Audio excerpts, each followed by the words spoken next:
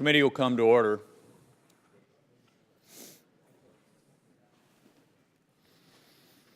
With us today is Admiral Harry Harris, the commander of the United States Pacific Command.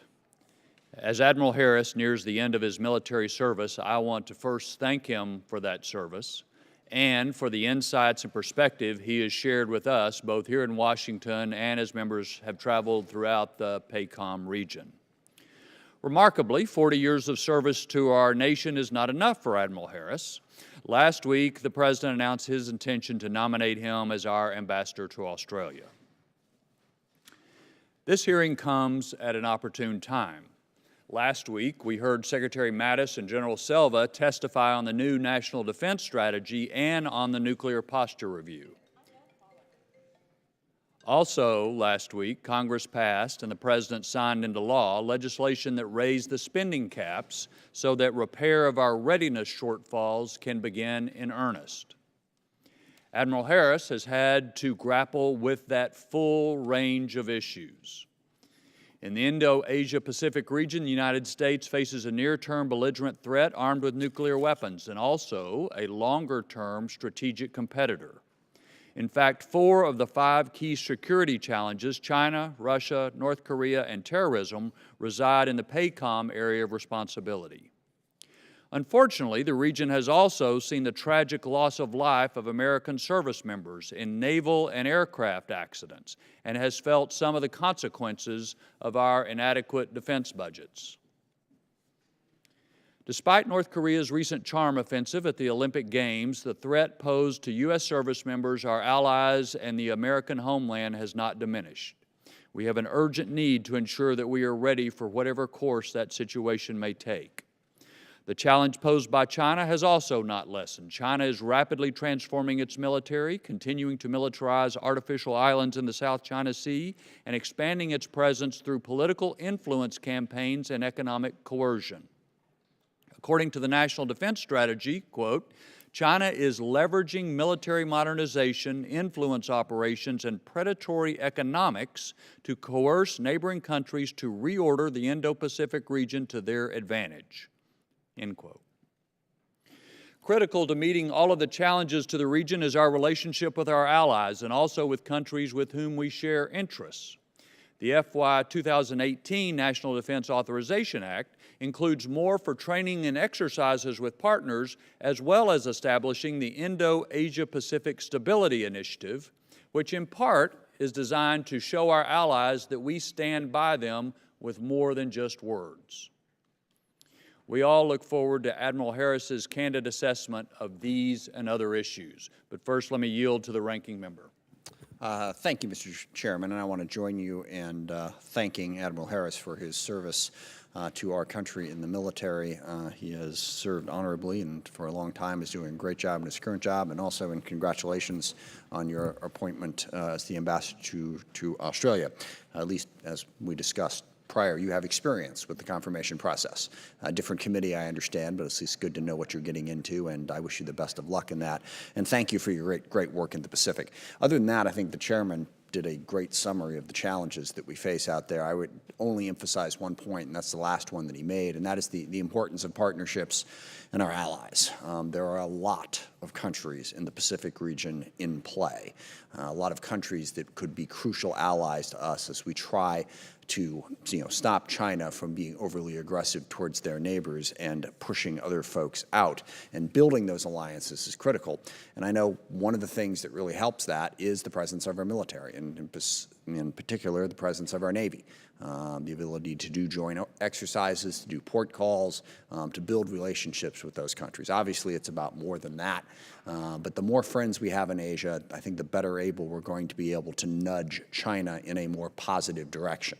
There's no question China is going to be a major player in Asia, but is it going to be for good or is it going to be for ill? And I think that has a lot to do with how strong their neighbors are in pushing back against some of the things that China is doing that are problematic. So I appreciate your hard work in building those relationships and look forward to hearing more about them and more about our challenges in the Pacific. And again, I thank you very much for your service. I yield back, Mr. Chairman. Thank the ranking member. Let me just remind members that immediately upon conclusion of this open hearing, we will regroup in classified session upstairs with Admiral Harris. Admiral, thank you again for being here. Without objection, your full written statement will be made part of the record. And without objection, we have a written statement from General Brooks, our commander in Korea, which will also be made part of the record. The floor is yours.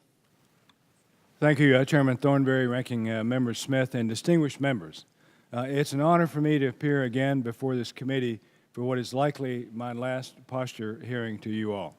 I do regret that I'm not here with my usual testimony battle buddy, General Vince Brooks from Korea, but I think you'll all agree that he's where he's needed right now on the Korean Peninsula. There are many things to talk about since my last testimony 10 months ago, but I want to start by thanking the Congress for your actions last week. I'm grateful for the bipartisan effort to raise the budget caps for FY18 and 19, and I'm optimistic that Congress will resource the FY18 NDAA in the coming weeks. I and many others have regularly highlighted the negative effects that sequestration and the Budget Control Act have leveled against the military, so I would further ask the Congress to make these bipartisan measures permanent and end sequestration for good. One of the principal problems that we face in the region is overcoming the perception that the United States is a declining power. A fully resourced defense budget leading into long-term budget stability will send a strong signal to our allies, partners, and all potential adversaries that the U.S. is fully committed to preserving a free and open order in the Indo-Pacific. As a PACOM commander, I have the tremendous honor of leading approximately 375,000 soldiers, sailors, Marines, airmen, Coast Guardsmen, and Department of Defense civilians standing watch for the largest and most diverse geographic command. These men and women, as well as their families, fill me with pride in their hard work and devotion to duty. I'm humbled to serve alongside them. The U.S. has an enduring national interest in the Indo-Pacific. As I stated last year, I believe America's security and economic prosperity are indelibly linked to this critical region, which remains at a precarious crossroads where tangible opportunity meets significant challenge. Here we face a security environment more complex and volatile than we have experienced in recent memory. Rogue regimes like the Democratic People's Republic of Korea persist in taking outlaw actions that threaten regional and even global stability. This past year has seen rapid and comprehensive improvement in the DPRK's ballistic missile and nuclear capabilities, despite broad international condemnation and the imposition of additional United Nations Security Council resolutions. This includes the detonation of its largest nuclear device, first ever launches of 2 different intercontinental ballistic missiles, and 6 launches of an intermediate range ballistic missile, all of which Pyongyang emphatically states will target the United States and Guam. Now, while some might dispute both the reliability and quantity of the North's strategic weapons, it is indisputable that KJU is rapidly closing the gap between rhetoric and capability. The Republic of Korea and Japan have been living under the shadow of the DPRK's threats for years, and now that shadow looms over the American homeland. PACOM and the entire DoD fully support the President's maximum pressure campaign, led by the State Department. Nobody seeks or desires conflict with North Korea, but the U.S. and our allies must prepare for the full range of contingency responses. Meanwhile, China is leveraging military modernization, influence operations, and predatory economics to coerce neighboring countries to reorder the Indo-Pacific to their advantage. While some view China's actions in the East and South China Seas as opportunistic, I do not. I view them as coordinated, methodical, and strategic, using their military and economic power to erode the free and open international order. China's aggression in the South China Sea moves along unabated, despite the Permanent Court of Arbitration's tribunal ruling that invalidated China's 9-line claim on unprecedented land reclamation in 2016. And China is attempting to assert de facto sovereignty over disputed maritime features by further militarizing its man-made bases to this very day. China's impressive military buildup could soon challenge the United States across almost every domain. Key advancements include fielding significant improvements in missile systems developing fifth-generation fighter aircraft capabilities and growing the size and capability of the Chinese Navy, to include their first overseas base in the port of Djibouti. They are also heavily investing in the next wave of military technologies, including hypersonic missiles, advanced space and cyber capabilities, and artificial intelligence. If the U.S. does not keep pace, PACOM will struggle to compete with the People's Liberation Army on future battlefields. China's ongoing military buildup, advancement, and modernization are core elements of their strategy to supplant the United States as a security partner of choice for countries in the Indo-Pacific. But China also holds clear global ambitions. But don't take my word for it. Just listen to what China itself says. At the 19th Party Congress, President Xi stated he wanted China to develop a world-class military and become a global leader in terms of composite national strength and international influence. Ladies and gentlemen, China's intent is crystal clear. We ignore it at our peril. These types of aspirational goals could be appropriate for a nation of China's stature, but judging by China's regional behavior, I'm concerned that China will now work to undermine the rules-based international order, not just in the Indo-Pacific, but on a global scale, as China expands its presence in Central Asia, the Arctic, Africa, South America, and Europe. This increasingly complex environment necessitates continued dialogue between the U.S. and Chinese militaries to improve understanding and reduce risk. For PACOM, my goal remains to convince China that its best future comes from peaceful cooperation and meaningful participation in the current free and open international order and honoring its international commitments. After all, the Chinese economic miracle could not have happened without the rules-based order under which the region has long supported. But I've also been loud and clear that we won't allow the shared domains to be closed down unilaterally. So we'll cooperate where we can, but remain ready to confront where we must. Now, Russia's operations and engagement throughout the Indo-Pacific continue to rise, both to advance their own strategic interests and to undermine U.S. interests. China intends to impose additional costs on the U.S. whenever and wherever possible by playing the role of a spoiler, especially with respect to the DPRK. Russia also sees economic opportunities to not only build markets for their energy exports, but also to build, and in some cases rebuild, arms sales relationships in the region. Of particular note are Russian efforts to build presence and influence in the high north.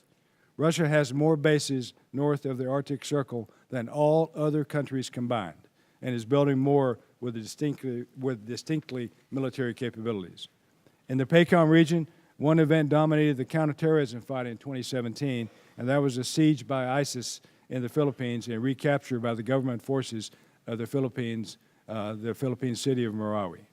It was both symbolic of the larger struggle against violent extremism and also an anomaly characterized by unique circumstances and opportunities. Marawi underscores two important themes with regard to defeating ISIS in the Indo-Pacific. First, localized threats can quickly transform into international causes. An early and effective response is vital to control the fight and own the narrative. Second, counterterrorism operations are extremely challenging, and most regional forces are poorly equipped for such fights. Our engagement strategy and capacity building efforts have remained and will continue to remain focused on enabling regional counterterrorism forces to win whatever fights they face. Through multinational collaboration, we can eliminate ISIS before it spreads further in the area. Every day, our allies and partners join us in addressing these global challenges to defend freedom, deter war, and maintain the rules which underwrite a free and open international order.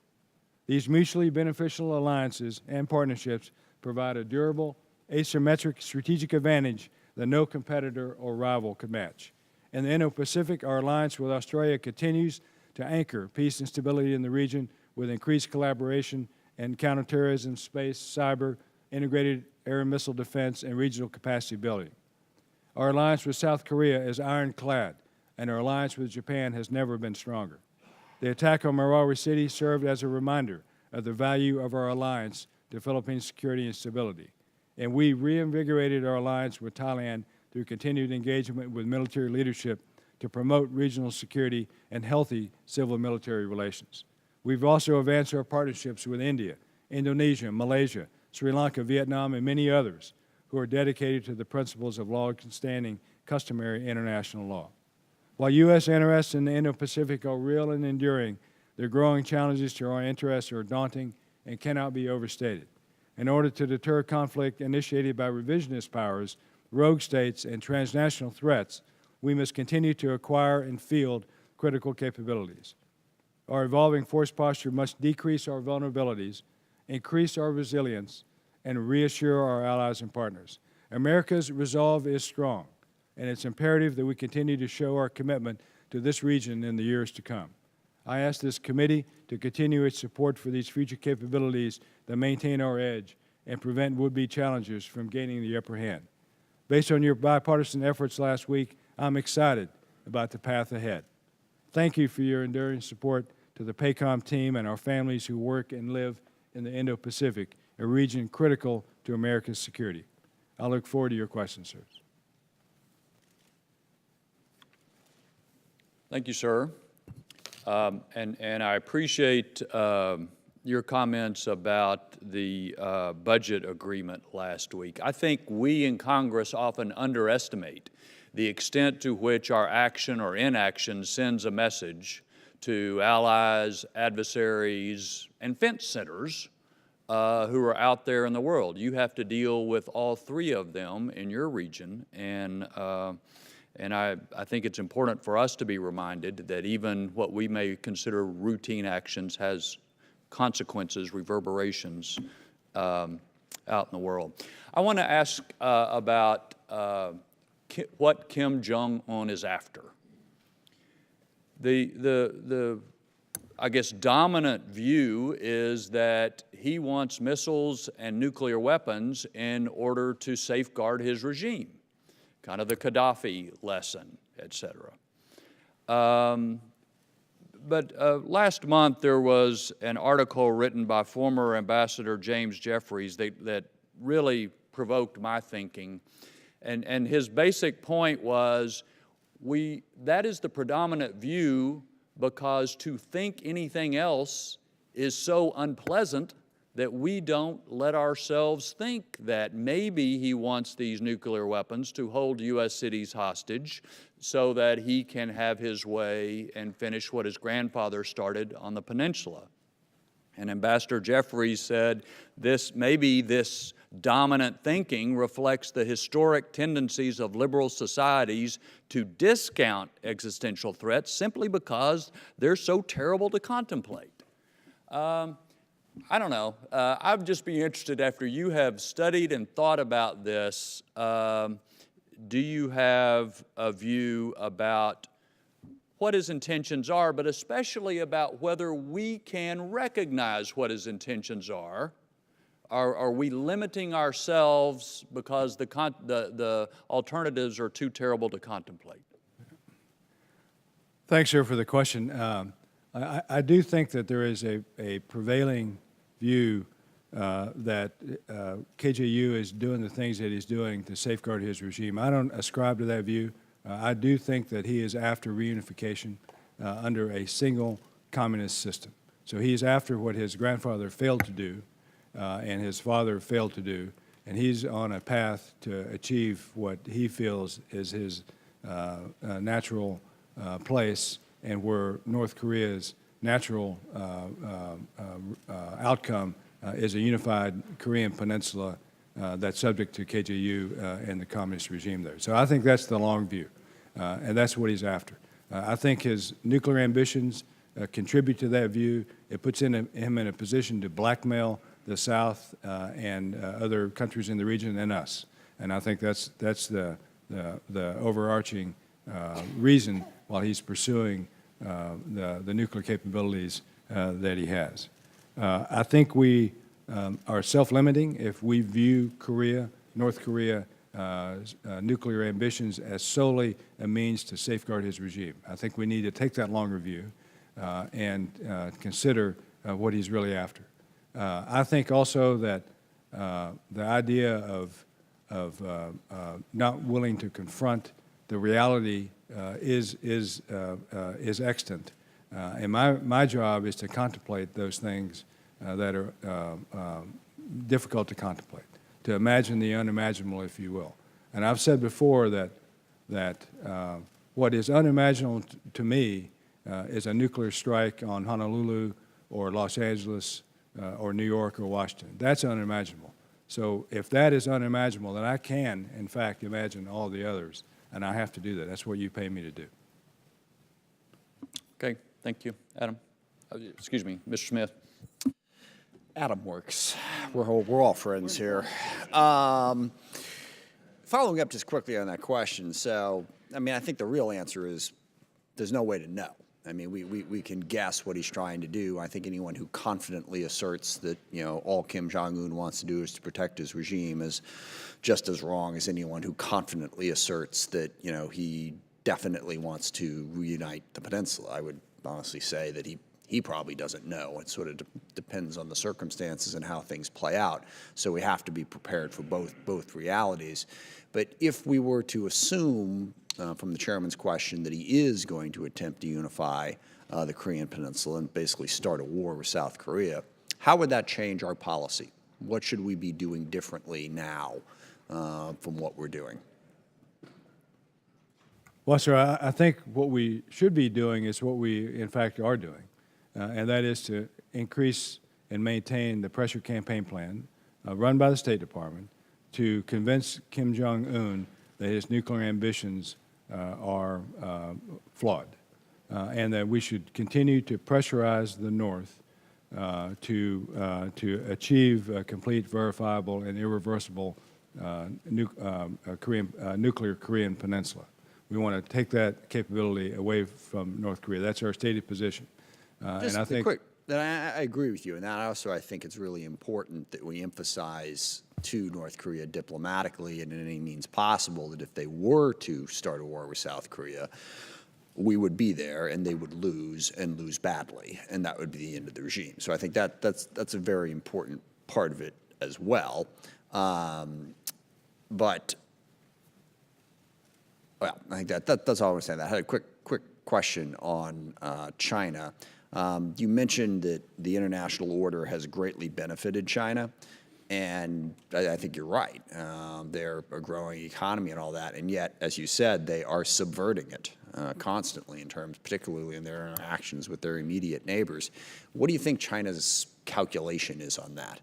Why do they look at a world order that has enabled them to rise and seem so determined to undermine it? And is there some way that we could persuade them that it would be better if they didn't? I think that to understand China is to look at their fundamental underlying government premise, which is based on communism.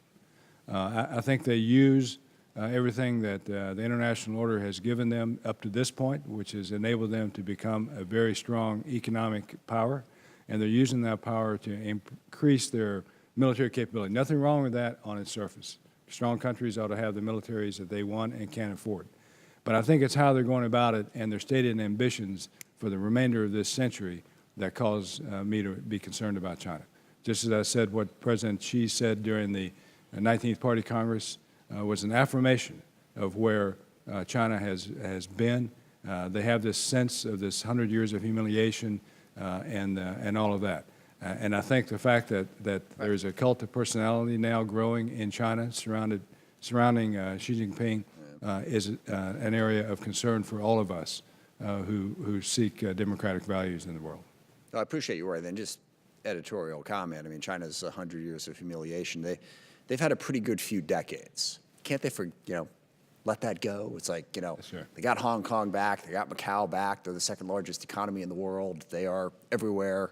And I think that's, that tendency towards this nationalistic drive, it could potentially undermine the most important thing that China should be trying to do, and that's figure out how to feed 1.4 billion people. Right. But I think I am similarly concerned about their desire to go beyond that and be more of a dominant power instead of, a strong regional player that works cooperatively with its neighbors. And I appreciate your leadership on that issue. I yield back. Mr. Wilson. Thank you, Mr. Chairman. And Admiral Harris, thank you very much for your service. And I was grateful firsthand to visit you several times. And each time I was so impressed by your capabilities and your dedication to our country, and also your dedication of promoting peace through strength. Also, your appointment as ambassador to Australia fulfills a prognostication by my wife, Roxanne, that President Trump is successful by surrounding himself by talented individuals. And it's been very humbling for me to have to let my wife know she was correct. Well, they're just really proud of your service. And Admiral, in dealing with near-peer adversaries, I agree we must involve a whole-of-government response. My question lies in the definition and application of what whole-of-government looks like. Would you briefly explain the various touch points that you, as the PACOM commander, have as an opportunity to sit down with the diverse and relevant group of senior government officials to discuss the threats and the strategic planning to mitigate these challenges? So the challenges that we face, I think, are consistent with my previous testimonies. It's the most imminent challenge is North Korea. China remains an existential threat. Russia is an existential threat, and China is the longest-term challenge that I think we face. And we have ISIS in the region as well, as I talked about in my opening statement. And the threat from ISIS is real in the Pacific, but as long as we continue to do the things we're doing and build the capacity and capability of our allies and partners, I think we can keep ISIS at bay. With regard to the whole-of-government approach, I think it's essential that we view these threats from a whole-of-government perspective. And by that I mean that it's not enough that the State Department or the Defense Department view China as a rival. I think we need to view China, for example, as a rival across all of government. And the same for North Korea. And I would submit that more than just a whole of government, we need to have a whole of nation perspective on the threats that these regimes pose to the United States. I'd also add that from the Chinese perspective, I believe China has achieved that within their country. They view the United States as a rival across the whole of their nation. So they have a whole-of-nation view of the United States, and their system gives them the wherewithal to immediately have a whole-of-government view.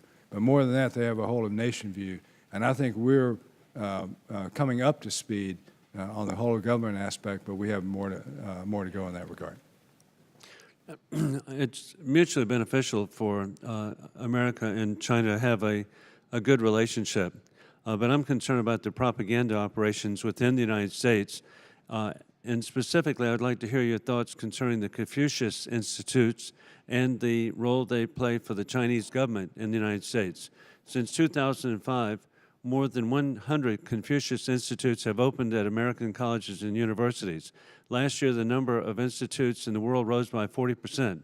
They are funded by the Chinese government's Ministry of Education. In 2009, the head of the propaganda for the Chinese Communist Party called the institutes, quote, an important part of China's overseas propaganda setup, end of quote. What is your view about these institutes? I would agree, sir, with the concern there. I think D&I Coates addressed this yesterday in his testimony before the Senate. It's important, and I think that we need to continue to look into the effect that the Confucius Institutes and other influence operations that China has in our country. And I'm grateful, too, for your efforts in regard to soft power for the Indo-Asia-Pacific region, specifically working with India regarding ballistic missile defense. What is the status of the development with the Republic of India? So I view India as one of the biggest strategic opportunities that we have. I recently traveled to India in January to speak at the Raisina Dialogue, and I think that the opportunities with India, a country that shares our democratic values, the largest democracy in the world, and a friend of the United States, it's important that we continue to work closely with India, that we continue to provide things for the Indian military, and that we continue the mill-to-mill relationship with the Indian Armed Forces. Again, congratulations on your appointment as ambassador to Australia. Best wishes. Thank you. Thank you, sir. It's just the beginning of the process, but I'm grateful for the opportunity. Mr. Larson. Thank you, Mr. Chairman. Admiral, thanks for coming. I wanted to shift gears a little bit in your testimony, in your discussion about our allies and partners, and without going through each ally and partner, can you characterize generally their capability and willingness to invest in their own militaries, and as well as to train to get to a level of effectiveness, sort of playing off the theme that one of your themes in your testimony, that we need to have capable and able partners. Can you characterize how maybe folks fit into boxes there? Sure. I think that our allies are capable, and their militaries reflect their commitment to the fact that they're allies of the United States. So they buy American equipment. We train a lot of their forces here, and we train together at sea and in the air and at land and on land with them.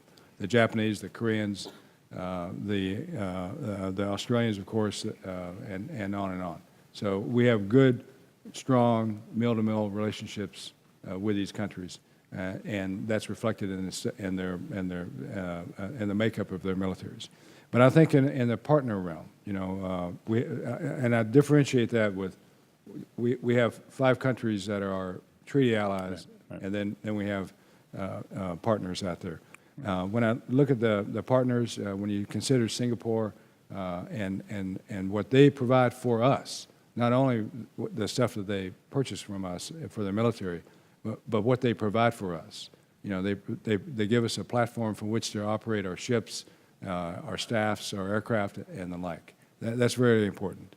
India is another partner, and we're working closely with them as we seek to improve the capability of their military. So I think that's another opportunity. Vietnam is a terrific opportunity for us, and their location is strategic. We have an aircraft carrier strike group that's going into Vietnam next month, the USS Carl Vinson, which I think is exciting. It's exciting for us, it's exciting for the Navy, and it's exciting for Vietnam. Yeah, great, thanks. Flipping back to China, I think a lot of your testimony and oral testimonies emphasized one aspect, and that's about defending against and trying to stop China from activities. But can you talk a little bit about what the U.S. can do or isn't doing to shape activities, maybe looking at diplomatic or informational or economic elements of power? Sure. So when I criticize China, as I've done in the past, and I just did a few moments ago, I also want to compliment China for the things that they do that are positive and for the greater good. For example, they're operating in the Horn of Africa region for counter-piracy operations. They were operating in the Mediterranean during the effort to remove chemical weapons from Syria. They've operated in humanitarian assistance and disaster response operations. They helped in the search for a sailor that fell overboard a few months ago, and the MH370 Malaysian airliner incident a few years ago. So these are positive things, indicative of a growing China that's finding its way in the world. But I think that the pressures that we bring to bear on China are first diplomatic, and for me, for PACOM, what I have to do is ensure that we maintain credible combat power, and that we demonstrate our resolve to fly, sail, or operate wherever international law allows. And by doing that, then we demonstrate to China that there is a role for order in the international system, and that the rules are meant to be followed, and that rules benefit all. And that's the view I take. Yeah, and on that point, and I'm sorry that the crux of my question is really, are we doing enough to support that last point you made? Or, do you have an assessment about whether or not the United States is doing enough to live up to that role of continuing to support the rules-based international order and setting that message? Yeah, I think we are. I think in the military sense we are. Our freedom of navigation operations simply exist to do just what it says, to ensure the freedom of navigation, and that goes to the premise that countries ought to be able to fly, sail, or operate in international waters and airspace per the rules that we all ascribe to. So I think that in the military sense, we're doing that. We have these engagements with China, the Military Consultative Working Group, for example, which allows us. I'm sorry, I don't want to be rude, No. but I really don't want the chairman to be angry with me, so thank you very much. Yes, sir. Thanks. I appreciate that. Never mind. Mr. Rogers. Thank you, Mr. Chairman. Admiral, thank you for being here, and thank you for your service to our country. In addition to Japan and Korea, what other countries in the region do you think should and could be contributing to PACOM's regional ballistic missile defense? I think that, you know, when you look at the threat vector, if you look at the threat vector from North Korea, I think South Korea and Japan are key to that.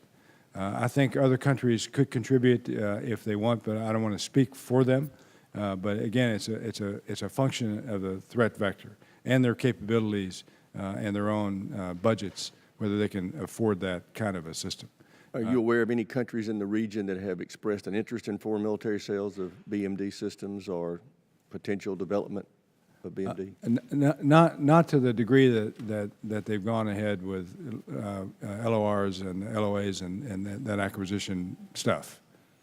Assuming that the two Aegis Ashore sites that Japan has begun the process of procuring and developing are complete and in place, what effect will that have on your U.S. Aegis ships in the region?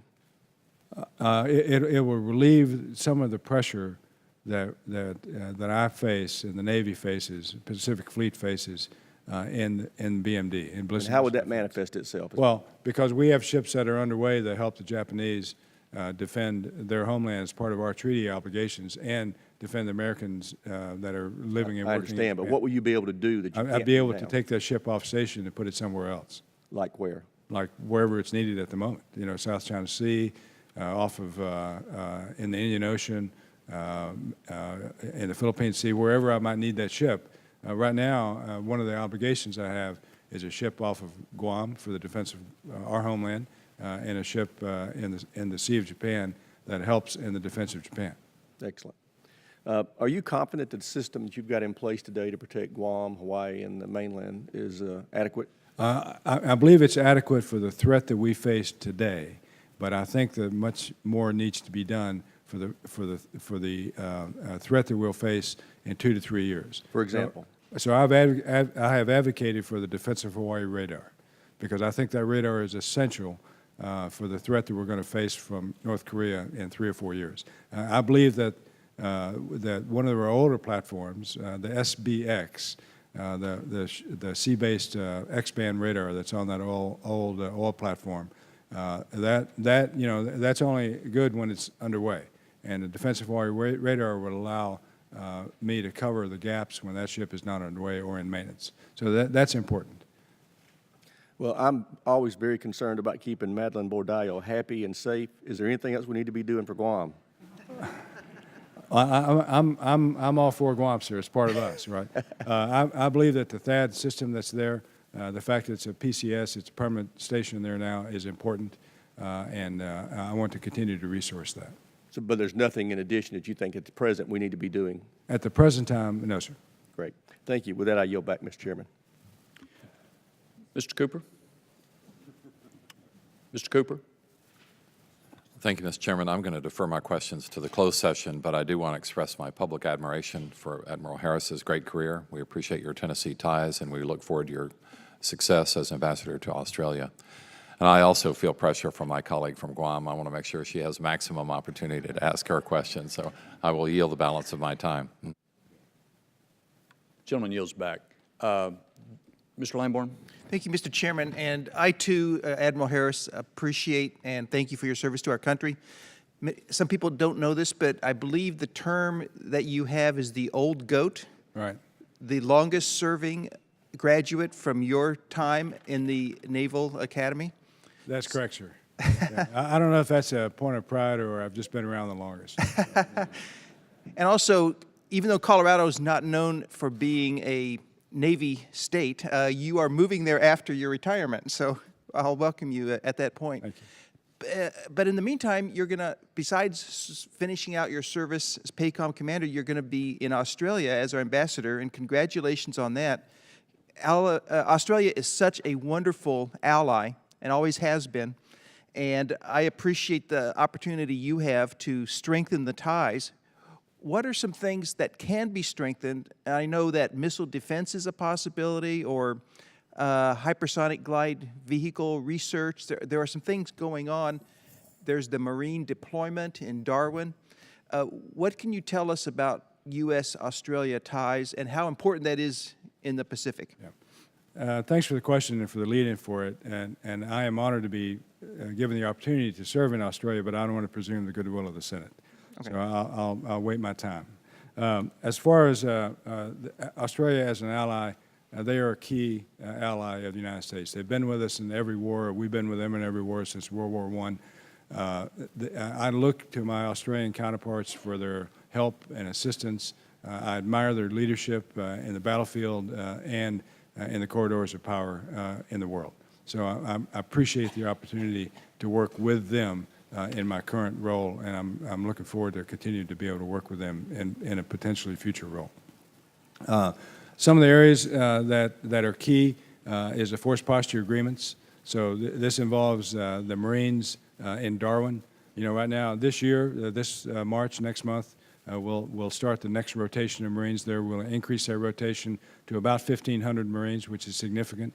There's an Air Force component of the force posture agreement as well, the enhanced air cooperation piece, both at Darwin and at Tyndall. So that'll Tyndall Air Base in Australia. So that'll help us in terms of refueling and other kinds of aircraft that we'll be able to put in Australia. So I'm excited by that.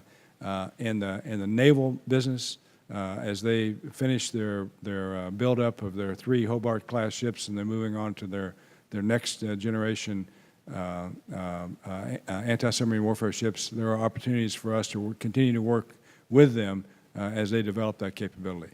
They have bought a French submarine buy. It's a significant buy over a number of years, and I believe that we should help them as they develop that submarine in the years to come, because we want to be able to continue to interoperate with the Australian forces in every domain. And I think that as we continue to do that, then we'll improve our own capabilities together with our Australian ally. Thank you. And I'll just finish up with a question building on what Chairman Mike Rogers asked about Aegis Ashore. We really want to protect Guam. We also want to protect Hawaii. That goes absolutely without saying. It's so critical. What can you say about Aegis Ashore in Hawaii? Yeah, so I'm not smart enough to zero in on a system for Hawaii. What I have advocated for in the past, and thanks to the Congress, we're going to see some of that laid out here in the next year or two. And that's the first is the Defensive Hawaii Radar. And then the next step, I've also advocated for a study through MDA, Missile Defense Agency, to determine what the best missile defense itself for Hawaii is. There are a number of options. Aegis Ashore is one, THAAD is another one, perhaps a ground-based interceptor capability for Hawaii. I think all of those should be looked at. I think today, from the threat that we face in Hawaii from North Korea, Aegis Ashore and THAAD might not be the best platforms for Hawaii, given the trajectory and the geometries of the missiles that are launched. I'm confident in our ground-based systems today to intercept and protect Hawaii, and those ground-based systems are in California and Alaska.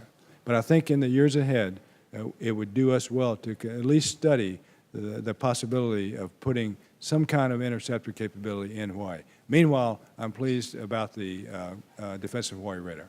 Thank you. Which I think is important. Thank you. Gentlelady from Guam is recognized for 5 minutes.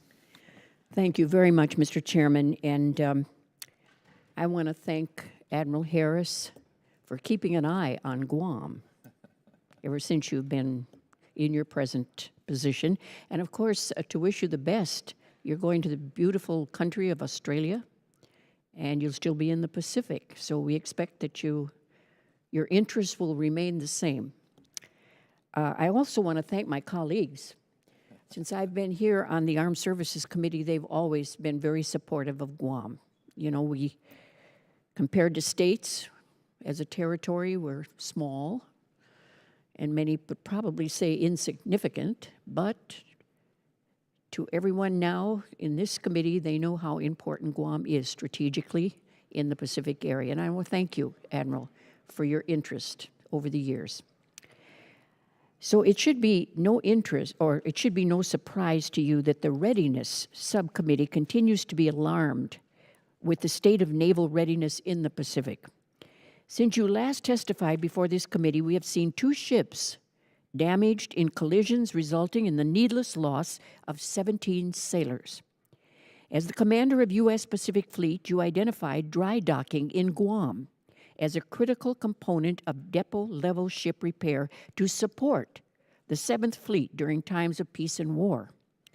10 months ago, in front of this committee, you called for investments to support increased resiliency via projects in Japan, Guam, and Australia. Then, in November, the Fleet Comprehensive Review identified capacity issues at the ship repair facility in Yokosuka, Japan. Yet, just 2 weeks ago, Admiral, the Navy started again to dismantle the only moorings capable of supporting a floating dry dock on Guam. So, Admiral, you are the supported commander in the Pacific, the individual that drives requirements for what we need to deter aggression, maintain readiness levels, and if necessary, win America's wars. So as the geographic combatant commander, do you agree that current depot-level ship repair capability and capacity in the Pacific is insufficient to meet both peacetime and contingency requirements with a peer adversary? And do you still believe that additional depot-level ship repair capability and capacity, to include additional dry docks, are needed to meet current and future readiness needs in the Pacific, especially with plans to increase the size of the Navy? Thanks for your question, Madam Congresswoman. And let me begin by publicly, again, offering condolences for those 17 sailors that were lost on the USS McCain and USS Fitzgerald. I do not agree, ma'am, today that we have an insufficient shipyard capability. I believe the capability of our shipyards are adequate today. But as the Navy increases to 355 ships, I do agree that we need to look hard at the shipyard capabilities in the Pacific, whether they're in CONUS, or whether they're in Hawaii, potentially in Guam, and in Yokosuka. And I think that 355 ship number will cause us to take a hard look at the shipyard capability for the future. So what you're saying then, Admiral, is that there still is hope, and you're still looking at it. Yes, ma'am. All right. The second question, in the National Defense Strategy, the Defense Department calls for investment in layered missile defense from North Korean threats. Secretary Mattis confirmed before this committee last week that the department will continue to bolster missile defense of Guam and in the Pacific to keep pace with the ballistic missile threat. From your perspective, as the combatant commander, and considering PACOM's published #1 priority of defending the homeland and its citizens, do you feel you have adequate ballistic missile defense capabilities to defend forward deployed military assets, our allies in the region, as well as all Americans without fail? Yeah. I do, as I mentioned before, ma'am, I do believe that we have that capability today in 2018. But given where we think, without going into classified subjects, but given where we think the North Korean capability might be in terms of their missiles in 3 or 4 years or in the early 2020s, I think we must continue to improve our missile defenses. And that's why I'm an advocate for the Defensive Hawaii radar system, and I've advocated for a study to look at whether we should put ground-based interceptors or something like that in Hawaii. And I think we must continue to resource and improve the capabilities of the THAAD system that we have in Guam, as well as our BMD ships that are in the Pacific, most particularly in Japan. Thank you very much. I don't want the chairman to be mad at me either, so my time is up. Never. Yield back. Mr. Whitman. Thank you, Mr. Chairman. Admiral Harris, thanks again. Right here. There you go. Gotcha. Thanks again for your service, and we wish you continued success in your future endeavors. I want to point to the National Defense Strategy, where it talks about rapid technological advancements and the changing character of war. And it speaks in there specifically about hypersonics and how China now is actually prioritizing and funding development of hypersonics. And I want to go to what you wrote. You said, I am also deeply concerned about China's heavy investments in the next wave of military technologies, including hypersonic missiles, advanced space and cyber capabilities, and artificial intelligence. If the U.S. does not keep pace, U.S. PACOM will struggle to compete with the People's Liberation Army on future battlefields. You've also said that not only should we keep up, but we have to outpace our near-peer adversaries, and specifically what we're seeing happening in China with now their advancements and prioritization of hypersonics. I wanted to get your perspective about where you see China's capabilities now, where it may be in the future, what we need to do, and what are the threats that we face in the Indo-Pacific with this capability that China has, and what should we do not only to counter, and the physics of that become very difficult, but also what do we need to do in developing a capability? Yeah. So, Congressman, I think that China's hypersonic weapons development outpaces ours now, and I think we're falling behind. We're hamstrung in a number of ways, one of which is some of our treaties are self-limiting, in my opinion. There's nothing in the INF Treaty, the Intermediate Nuclear Force Treaty, that precludes development of systems, but fielding them becomes a problem for us. China is not subject to the INF, and their hypersonic weapons testing program, or their hypersonic weapons program, rather, is an indication of that. Over 90% of China's ground-based missiles would be excluded by INF if they were not in it, and we have no missiles that can meet that capability from the ground. So we have air-launched and sea-launched missiles, but they're limited by those air and sea platforms that we've talked about in the previous question. So I think that in terms of hypersonic weapons, that we need to continue to pursue that in a most aggressive way in order to ensure that we have the capabilities to both defend against China's hypersonic weapons and to develop our own offensive hypersonic weapons. Very good, thanks. I want to ask another question, too. When you look at the challenges that you face in PACOM and looking at any of these O plans and what you'd have to execute with that, one of the things I think is a glaring deficiency is the current state of our ready reserve fleet in being able to mobilize, get supplies and troops forward deployed. If you look at where we are, and I just had a chance to talk to Admiral Busby, who's the MARAD administrator, as well as look at our fleet. We have 46 ships in the Ready Reserve Fleet, average age 43 years old. I got to visit the SS Gopher State, crane ship, great ship, and the mariners on board do a great job. But there are two things that I think should concern us. One is the age of that fleet and being able to mobilize quickly. Second is what we'd have to do to surge merchant mariners. It's not just the ships, but it's the number of merchant mariners that we need going forward. Give me your perspective about where we are today with the Ready Reserve Force, sea lift, and airlift is a different component of that. Give me your thought about that and how critical a component is that in what you need in the Pacific Command in order to meet these O-plan requirements. So I believe that we are deficient in sea lift to a strategic level. I think we must resource them, resource the Military Sea Lift Command, both to decrease the average age of the fleet and also to increase the size of the merchant fleet. It's imperative at a strategic level, in my opinion. Nowhere is that felt more than in the Pacific.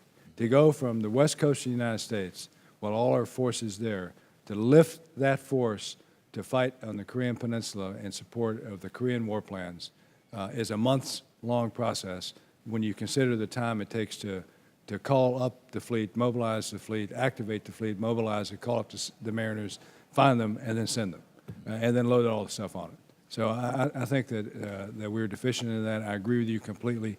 that sea lift is a strategic shortfall in our system today. Do you believe the Navy should reflect that priority in their projection about the ships we need to build in the future? I do, but I think that it's more than just the Navy. There's an airlift component to it. I think the guy who's probably got the hardest job in the Joint Force is General McDew at Transcom, because he's responsible for both sea lift and airlift. And I think it's bigger than just the Navy. It's bigger than just the Air Force. It's part of the Joint Force. Very good. Thank you, Mr. Chairman. I yield back. Mr. Courtney. Thank you, Mr. Chairman, and thank you, Admiral, again for your great service and really incredible accessibility to this committee over the last 3 or 4 years. Also want to, as the co-chairman of the Friends of Australia caucus with my colleague, Mr. Gallagher from Wisconsin, just say how, again, your appointment is really outstanding. This is a big year for our two countries. It's the 100 years of mateship, which we're celebrating really an alliance that is probably as deep and strong as any country in the world. And it's based on, and I think you know this, not just shared interests, but also shared values. And you're going to have a zero learning curve to take on this task in, again, an important time. So congratulations. I'd like to focus again on an issue that you have been pretty persistent in all of your prior visits, which is to focus on the undersea realm, where, again, you've noted that we still have an asymmetric advantage, but that's not a static condition. And again, page 25 of your testimony actually sort of quantifies, where we are today and where it's going in the future. I was wondering if maybe you could talk about that a little bit. Thanks. I'll start off by commenting on the 100 years of mateship. That was started with General Monash, who was the first time an American force fought under a foreign leader, General Monash in World War I. So on submarines and submarine warfare, undersea warfare is an asymmetric advantage that the United States has. No country on the earth can touch us and our ability to operate under the sea. But that is a perishable advantage that China and Russia are trying desperately to close. And if we don't continue to resource the undersea warfare capabilities that's resident in the Navy today, both in the submarine force and in our anti-submarine warfare forces, China and Russia will close that gap, and then we will face a significant challenge to our position in the world. Thank you. And again, just to go to your testimony, again, which I think really kind of focuses exactly on what you just said, is roughly 230 of the world's 400 foreign submarines are in the Indo-Pacific, of which 160 belong to China, Korea, and Russia. Obviously, our entire attack submarine fleet is about 52, and that's obviously not all focused in the Pacific. So, I mean, at some point, this is math. Yeah, and I'm concerned about it. I mean, I think it's arithmetic, really. I mean, it's a 52 now, and in the 2020s, it's going to dip down into the low to mid 40s. And my requirements for submarines are only met by about half now, and that's on a denominator of 52. When that denominator goes down, well, I guess that would be math then. Right. When that denominator goes down, and then the percentage of submarines that I get will be even less. Thank you. I'd like to follow up on Mr. Whitman's question regarding sea lift, because again, the part of the world that you're in, particularly the Korean Peninsula, in terms of offshore petroleum distribution for a situation that might arise there. I mean, that's where that's an example, I think, a concrete example of where we've got a challenge right now in terms of what sea lift resources are out there. I was wondering if you could sort of focus on that as a specific example. Yeah, I agree with you, and I think that in that niche capability, the offshore petroleum distribution, and the way that we're going to get our fuel from places like Red Hill in Hawaii to the fight in Korea, is we don't want to have that dependent on a 46-year-old ship, for example. So we have to invest in that, in my opinion. Great, thank you. I yield back, Mr. Chairman. Mr. Kaufman. Thank you, Mr. Chairman. Admiral Harris, over here. Thank you so much for your extraordinary years of dedicated service to our United States Navy and to our country. And pending Senate confirmation, congratulations on your nomination and hopefully confirmation to be the United States ambassador to Australia.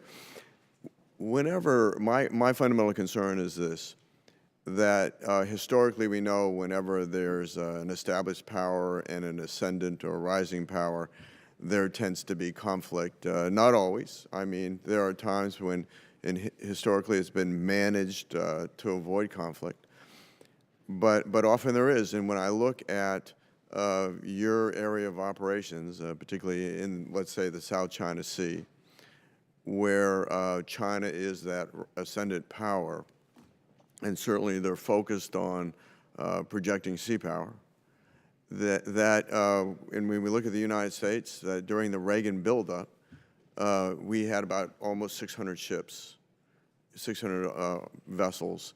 Now we're down, I think the number's around 280 operational vessels below that. And so that, the greatest worry I have in terms of looking at our conventional capability is a projection of sea power. And where China wants to do, certainly, is to aerial denial, to keep us out of being able to intervene in the event that they would act on Taiwan, or in the event that they would act on any of their territorial ambitions, let's say in the South China Sea, in that particular region. And so, certainly the ships we have today are more capable than their predecessors, but no ship can be in two places at the same time. And so, how concerned are you about our ability to, in a sense, be a deterrent to aggression in that region, given the rise of China and given our conventional capability in terms of the projection of sea power? Thanks for the question, and I could not agree more. I believe that in terms of just pure numbers, right? I mean, quantity has a quality all its own. And when you don't have the quantity and you rely solely on quality, and the other fellow has enormous quantity, then you're at a disadvantage. And I think that's potentially the vector that we face if we were to continue on the course we were on. But I think we're on a different course now, thanks to the Congress, that we're moving toward a larger Navy. I think power projection is inherent in the power of the joint force. And, people talk about anti-access aerial denial and the threat that our carriers face from China.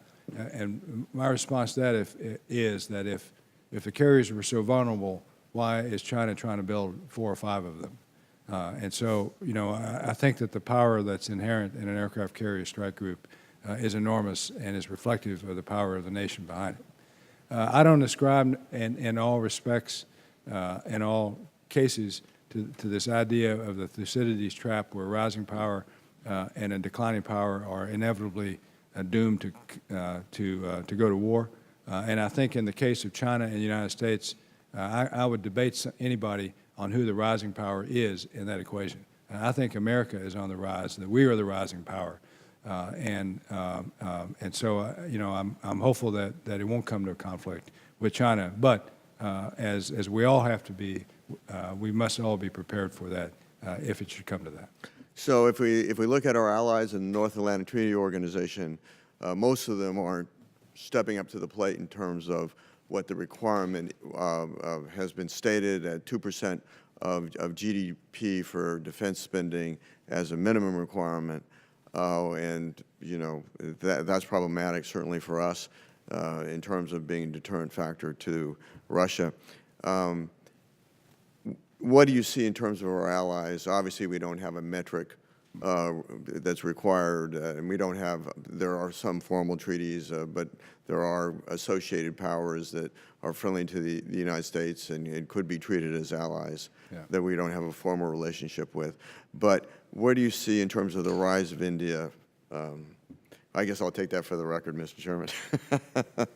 Thank you. Thanks. I appreciate it. We're making good progress. We want to keep making good progress. Ms. Gabbard. Thank you, Mr. Chairman. Aloha, Admiral Harris. It's great to see you here. Just like to briefly thank you for your service, but specifically for Hawaii. You've been a great friend to the people of Hawaii, and I think people there consider you one of our own. Thank you for talking about the importance of the Defense of Hawaii radar.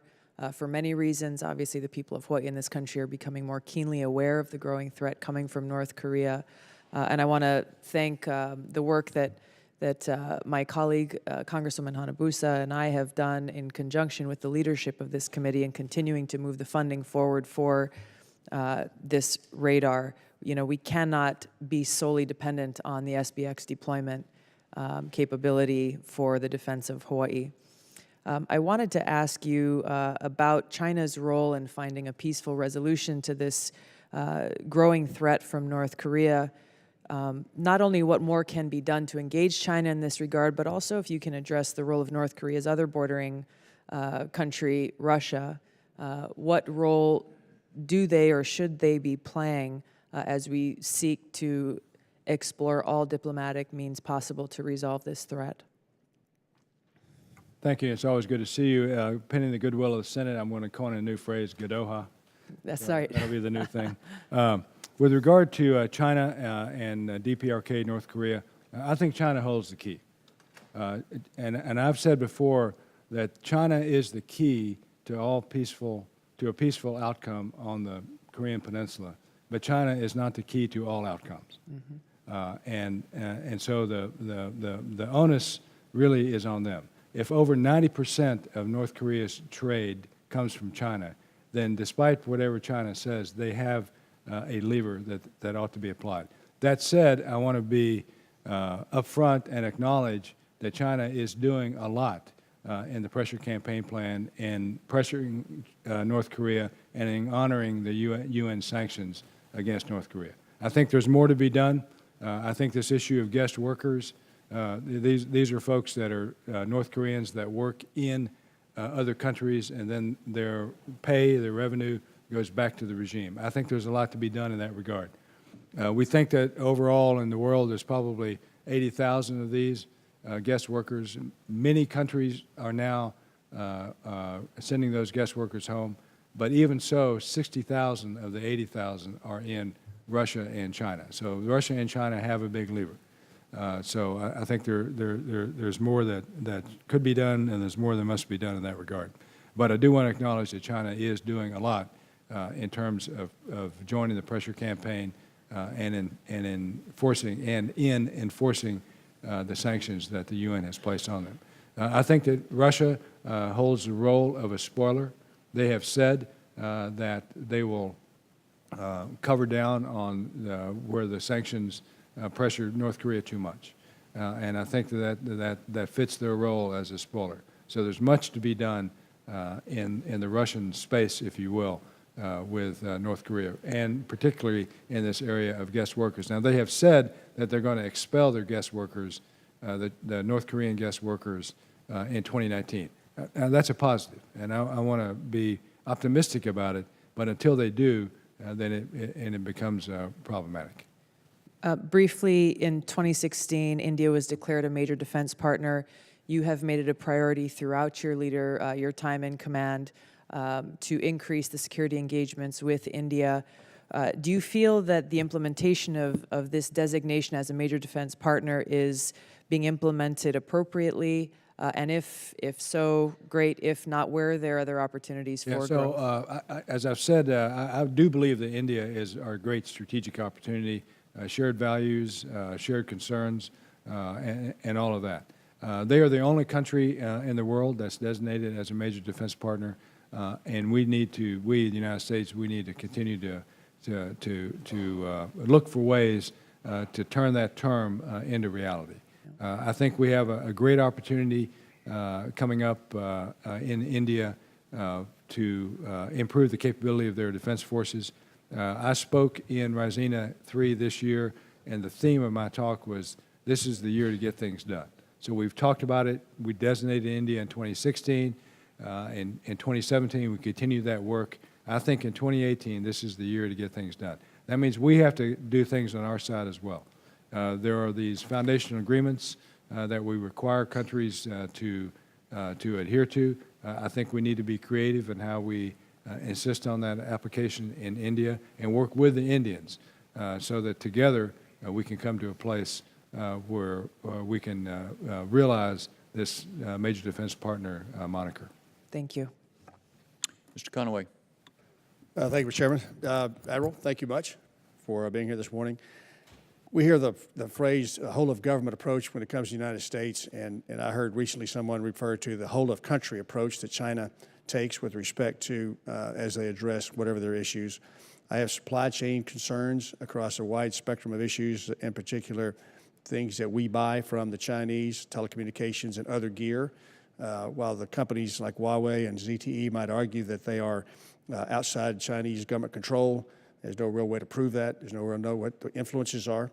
The other direction would be things that they buy, companies they buy here that control secure, certain issues that we wouldn't like them to control. The CFIUS review process could run from the high-end things that we would obviously be concerned about, all the way down to buying a seed company that controls seeds that we need year in and year out for our agriculture issues.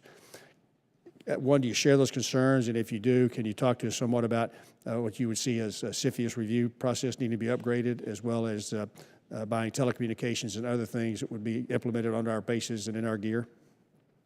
Thanks for the question. I am very concerned about Chinese direct investment in the United States and their ability to buy stuff either that are critical to our defense or buy tracts of land that are adjacent to our major training ranges and the like. So I've been involved in the CFIUS process since I was the Pacific Fleet Commander.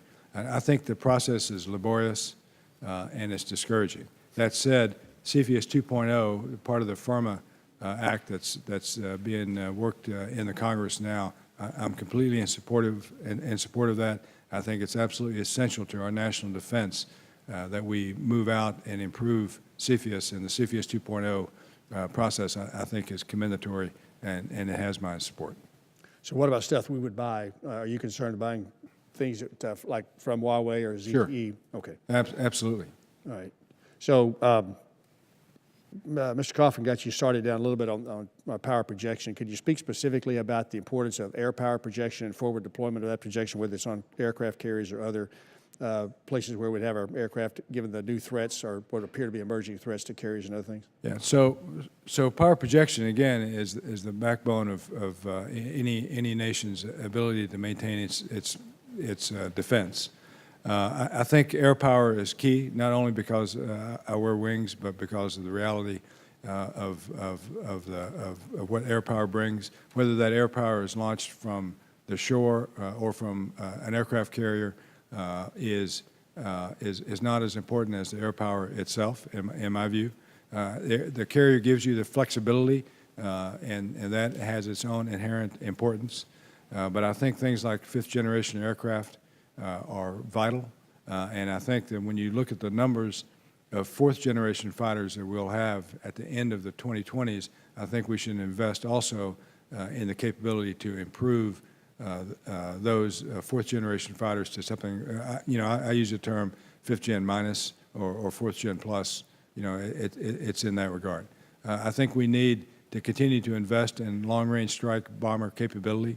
The B-21 comes to mind as a follow-on to the B-2 and the B-1. I use today heavily B-52s and B-1s in addition to B-2s. Today, heavily in our Lightning missions in the Pacific. Well, Admiral, thank you for you and your wife for your long service, and if you can make it through that laborious process on the other side of the building to become an ambassador, look forward to your service there. So with that, Mr. Chairman, I yield back. Ms. Rosen. Good morning. Thank you, Mr. Chairman and Ranking Member Smith, and thank you, Admiral Harris, for your service, and congratulations on your future endeavors. What I wanted to ask is this, is last week Secretary Mattis was here before this committee, and talked about the nuclear posture review. And it contemplates some very novel circumstances under which nuclear weapons can be used. So given the ever-present threat of North Korean cyber attacks and the nation's advancing nuclear weapons programs, in what ways could the expanded scenarios in the NPR allow for the use of nuclear weapons against non-nuclear threats, like a cyber threat? And how is that going to increase our likelihood of a nuclear exchange between the U.S. and North Korea? It's an important question, but I'm going to defer it because I'm not the expert on nuclear weapons, and I don't have any under my control.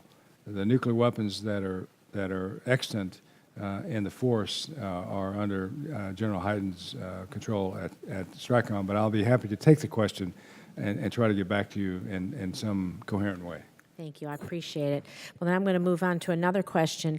I'm really concerned about this new budget and its significant cuts to the State Department. So we're all in agreement that combating the threat of North Korea, it's going to require a lot of strong cooperation with all of our allies in the region. Just like we're heading off China's attempts to become the world's leading military and economic power, it's going to necessitate us strengthening our alliances and pursuing our new partnerships. And the military, you play crucial and critical roles in the efforts, just like our diplomats do, and we need those resources. So I'm wondering what effects, and now you're going to be going to a new job, maybe as the ambassador. So what effects could these significant cuts to the State Department budget have on your ability to build those partnerships? So I'm not an expert on the specific cuts in the State Department, but I will say in general that a strong State Department and a strong military Defense Department together make a strong nation. A weak State Department means you're going to have a much stronger Defense Department. So I think the diplomacy and military capabilities and defense go hand in hand, and I don't want to see a place where, you know, Foreign Minister Talleyrand back in the old French days, he said once to his field marshal that when my profession fails, being the foreign minister, when my profession fails, yours has to take over. Right. I think it's much better that both professions go hand in hand to strengthen the country. Thank you. Well, I look forward to you building those partnerships in your new endeavor. Thank you. I yield back my time. Ms. Hartzler. Thank you, Mr. Chairman. Aye. First of all, I just want to thank you again for your service to our nation, you and your wife, and we look forward to continued service in a different capacity. Wanted to cover a couple of areas with China, the influence just as the One Belt, One Road initiative, as well as the influence in Australia. And we primarily look at the One Road, One Belt initiative from an economic standpoint, but there is a military component to it as well. And I was wondering if you could describe a little bit about that. We know that there is the new military base in Djibouti. We know that there's some access ports issues, potential bases, but could you expound on that? And then how we are changing our force posture as well as our operational plans accordingly. Yeah. So I think One Belt, One Road is, in fact, much more than just an economic engine that China is undertaking. I think it seeks to link economically the population of China with markets and resources in Europe and Africa and Central Asia, and I think that's all good. You know, anything that you put to improve the quality of life of folks through trade is a positive. But I think also that One Belt, One Road seeks to displace the United States and our friends and allies in the region, in the Indo-Pacific region, by China. It is a concerted strategic endeavor by China to gain a foothold and displace the United States and our allies and partners in the region. And I think you need to only look at the bases and places where China is putting its emphasis to see the realization of this. They are in a position today to influence the shipping routes in the Strait of Hormuz, in the Gulf of Aden, the Red Sea, which means the Suez Canal, and also in our hemisphere in the Panama Canal, and also finally in the Strait of Malacca. All those global choke points are under pressure from China's One Belt, One Road initiative. And I can go on and on about it, but I'll stop there unless you have more specific questions. Yes. How are we adjusting our force posture and our operational plans as a result, or have? Well, part of the force posture is the DPRI, the distributed movement of U.S. forces out of Japan, not all of them, of course, but some of them out of Japan, and putting them in Australia, in Guam, and in Hawaii, and back in the United States. So that's part of it.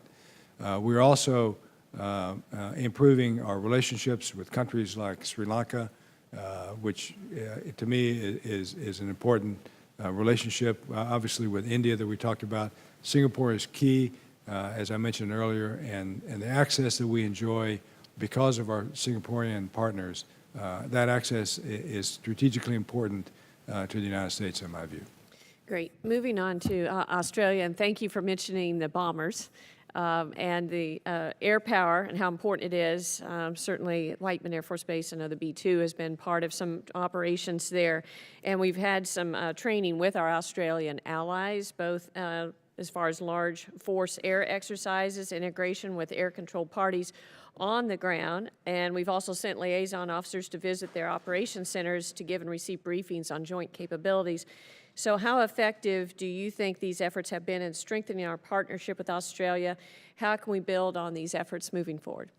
Yeah, I think that Australia is one of the keys to a rules-based international order. They are a key ally of the United States, and they have been with us again in every major conflict since World War I. I think that there are many areas that we continue to work with the Australian Defense Forces, and that includes the work in Darwin, the work at Tyndall Air Base, both in the Air Force and the Marine Corps. Our Navy-Navy relationship with the Royal Australian Navy and the Army relationships are terrific. They are key partners. They have key staff officers on my staff in Hawaii at the general officer level and at the SES level, senior executive service level, that play key roles in PACOM. I could not do what I do without those officers there in Hawaii. Okay, thank you. Mr. Brown. Thank you, Mr. Chairman. Admiral Harris, thanks for your appearance today. And over here, yeah. Amazing how the Navy seems to be able to make a sailor seem older than they are, with the distinctions you have as the old goat and the gray owl. But I thank you for your service and your longest-serving naval flight officer, which has given you that distinction as the gray owl. I heard a lot today about the threats, the posture, and readiness under your command. But could you just sort of briefly identify, without a lengthy description, just what would be the top three, not the only three, but the top three readiness challenges or concerns that you have for your forces under your command? Yeah, just briefly, sir, as you asked, my top three readiness concerns are munitions, submarines, and ISR, intelligence, surveillance, and reconnaissance assets. And I'll stop there depending on more questions. You know, and no, I appreciate that. I had an opportunity to visit U.S. Forces Korea and also Okinawa. And regarding munitions, you know, one of the concerns that were presented in a variety of briefings is not only what you have on hand, but the storage capacity, and not just the amount of capacity, but the aging nature of those facilities. Can you talk a little bit about that? I can, and so at the beginning of my time at Pacific Command, I was worried about some of those key munitions shortfalls, and now that the Army and the other services have moved munitions to the peninsula, I'm beginning to worry about munition storage capacity. So what I'll tell folks, that's a nice problem to have. I mean, I'm glad I have that problem, not the earlier problem, but we have to get after that one now in a serious way.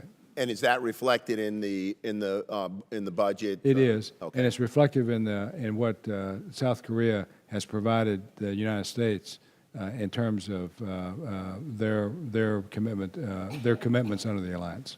Okay, and let me just continue. I know perhaps if I asked you for a lengthier list than the top three, you would have included non-combatant evacuation operations, Right. NEO. That also is a concern that I have. When I was on the peninsula and in conversations with General Brooks and General Vanda, who just left, as you know, the 8th Army after doing a remarkable job there, and also with General Cornish, 18th Wing on Okinawa. It doesn't seem as if we really have on NEO a good grasp of what we need to do. I mean, I think it sounds like the plans are in place, the documents are there. You'd pass sort of like a command inspection, check the block. Yeah, you got what you need. But I don't get the sense that like the rehearsals, the walkthroughs, the soup to nuts have been thought through logistically. How, as we're bringing follow-on troops onto the peninsula, we coordinate then dependents and other U.S. Citizens and others who were responsible for to get them off the peninsula. In fact, there was a comment not by any of the three officers who I mentioned, but by a person who briefed us. That when asked about NEO, it was sort of like, yeah, well, we're starting to take a look at it. So can you just talk a little bit about NEO and what? So I would say that we're much further along, Congressman, than just taking a look at it, but there is work to be done. And so U.S. Army Pacific, General Brown and his staff in Hawaii, has been charged to develop the NEO plan and then to see it through to fruition. General Brooks and I have made NEO a key line of effort in what we're both doing, because we both know that if conflict breaks out on the Korean Peninsula, then we're going to have to get the Americans off of there. The numbers are staggering, right? I mean, there are 200, estimates say there are 200,000 plus Americans, not military, but Americans who live and work in South Korea. And then on top of that, you've got 1 million Chinese that live and work on the Korean Peninsula, 60,000 Japanese, and on and on and on. So our friends, allies, partners, and others also have a vested interest in the evacuation of non-combatants should war break out on the peninsula. Mr. Scott. Thank you, Mr. Chairman. Admiral, you just hit on two of the issues that I want to talk with you about. One of them is ISR. Every commander that we talk with wants more ISR and more dependable ISR. I'm very concerned, especially after reading your testimony and others, that as the department becomes more dependent on space and our adversaries, we certainly accept space as a contested environment. Your testimony says our adversaries continue to develop means to deny space-enabled capabilities, a broad and robust array of counter-space capabilities, including direct ascent, anti-satellite missiles, co-orbital anti-satellite systems. You talk about their development and the ability to jam our satellite communications and PNT jammers. The department, the Air Force, has recently proposed to not recapitalize the JSTARS platform.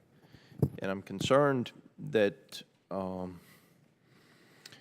becoming too dependent on space, and that there will be a lack of redundancy if we get rid of the systems that we have today that work in hopes of a system that might or might not work, and that somebody may be able to find a way to deny our ability to use that system.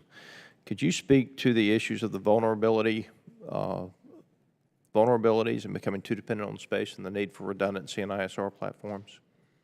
Thanks, sir.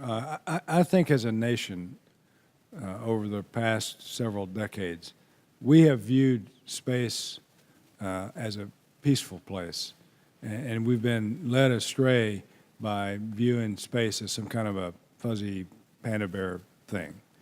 I think the Chinese, on the other hand, the Russians and others, they have viewed space as the ultimate high ground, and they are preparing for battle in space. And we are just now coming to the realization that we're going to have to change our view of space. That it is a place of importance in terms of battlefield dominance. So I'm advocating that we change that view of space and what we need to do in order to ensure that we maintain a level of dominance in space, that we can have access to the tools that we put up there to do the ISR and other things. I hope we continue the development of space as well. I'm just concerned that if we get rid of systems that we know currently work and somebody has more advancements in space than we have, then we could be left without the ISR platforms. And I hope that we will continue both the development of current ISR platforms as well as additional space-based platforms. I want to mention one other thing, and then I'll yield the remainder of my time. I was in Djibouti not too long ago, and as we talk about the Chinese, the one thing that surprised me the most on that trip and that sticks in my mind is a hospital ship parked in Djibouti.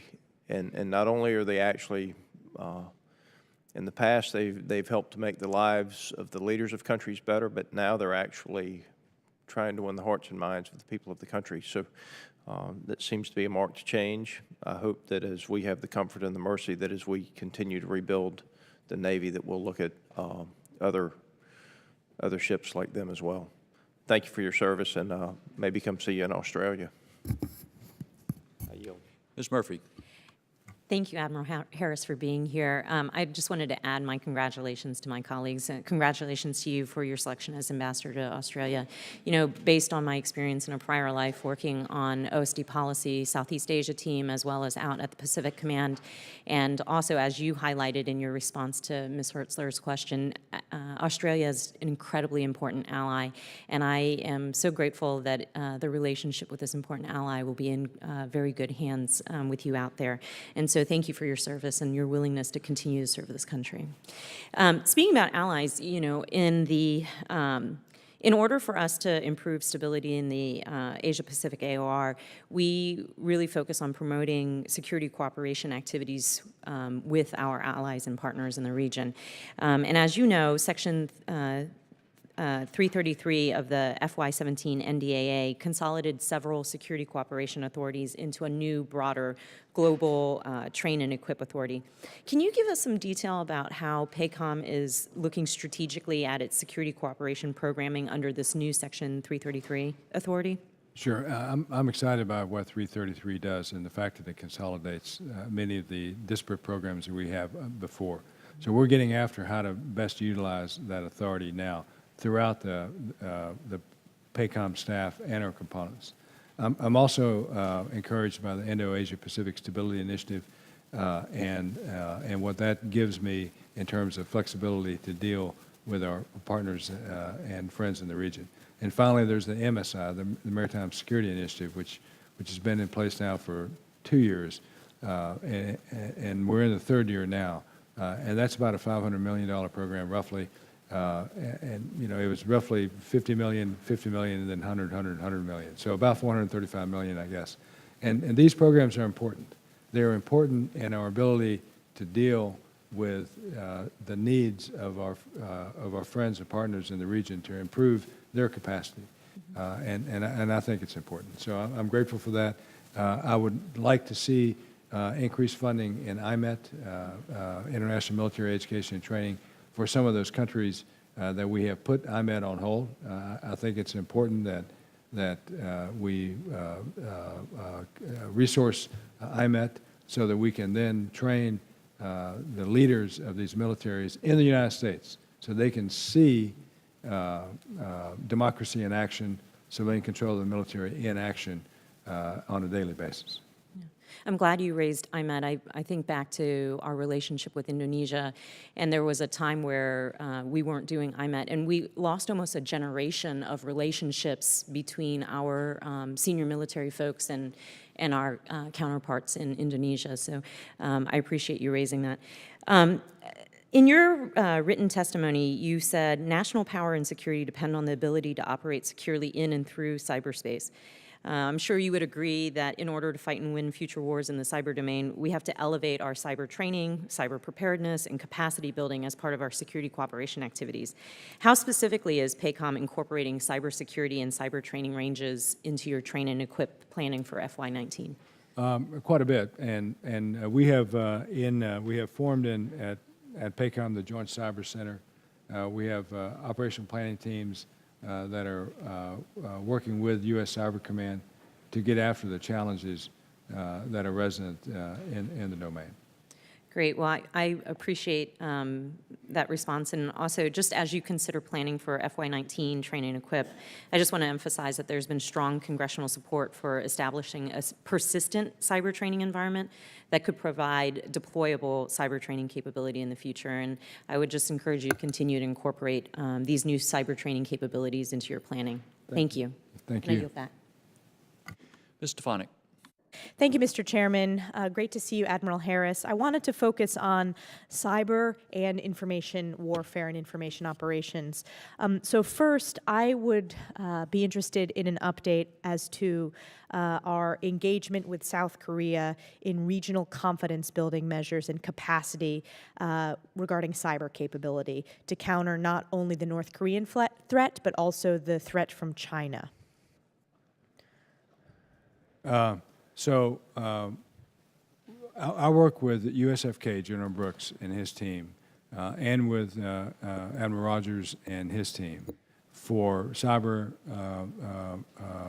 capacity in Korea for their ability to counter the threat from North Korea. I think North Korea is a major cyber actor, and the work that we do both on the peninsula and off the peninsula, and that work is critical as we get after the threat from North Korea, as well as, China and Russia and all that. But North Korea is a major cyber actor. And how do we work with our allies most effectively in terms of information sharing when it comes to countering North Korea's cyber activities? So by sharing that information and sharing our operations, but we're limited in many cases by clearance issues with our allies and our partners and friends. So each one is different. Each level of access is different. And we have to have that view toward maximizing the training that we can do with each one. And then shifting to information warfare, it's the same question. What specifically are we doing to counter Chinese and North Korean information warfare and propaganda efforts? How are we working with our allies in the Asia-Pacific? And who is the lead within the DoD on coordinating these efforts? In information warfare, we work through with the Joint Staff, the J39 team, and the Joint Staff, and at OSD in order to have a unified view of information warfare. I think China is using its considerable resources and the platform that's China to challenge us in the information domain. And an earlier question about the Confucius Institutes and things like that across the United States and in other countries, you can see the impact of a strategic view of information warfare which China has. And I'm not convinced today that the United States has that unified strategic view of information warfare across our whole of government. So what steps do we need to take within the DoD? Because I think if we, before we even tackle the whole of government approach, I think making sure that DoD is focused on this, not just in terms of countering Chinese propaganda and North Korea propaganda, but propaganda when it comes to violent extremist groups and terrorist organizations. What steps do we need to take to ensure that DoD is focused on this as they should be? Well, one is the training internal to DoD, and one involves those authorities which Admiral Rogers needs, and then he can delegate some of those authorities to the combatant commanders. But without those authorities to do offensive cyber operations, I think we're limited. Thank you. I yield back, Mr. Chairman. Mr. Panetta. Thank you, Mr. Chairman. Thank you, Admiral, for being here. It's quite an honor that I get to be in this position to talk to you, and I look forward to hearing about your continued service to this country. Thank you. It was alluded to briefly earlier in one of the questions, and that was based on, it was about the major incidents that occurred with our Navy ships last year. I guess there were 4 major ones in 2017, 2 of which led to the deaths of 17 soldiers, more than the deaths of our service members in Afghanistan last year as well.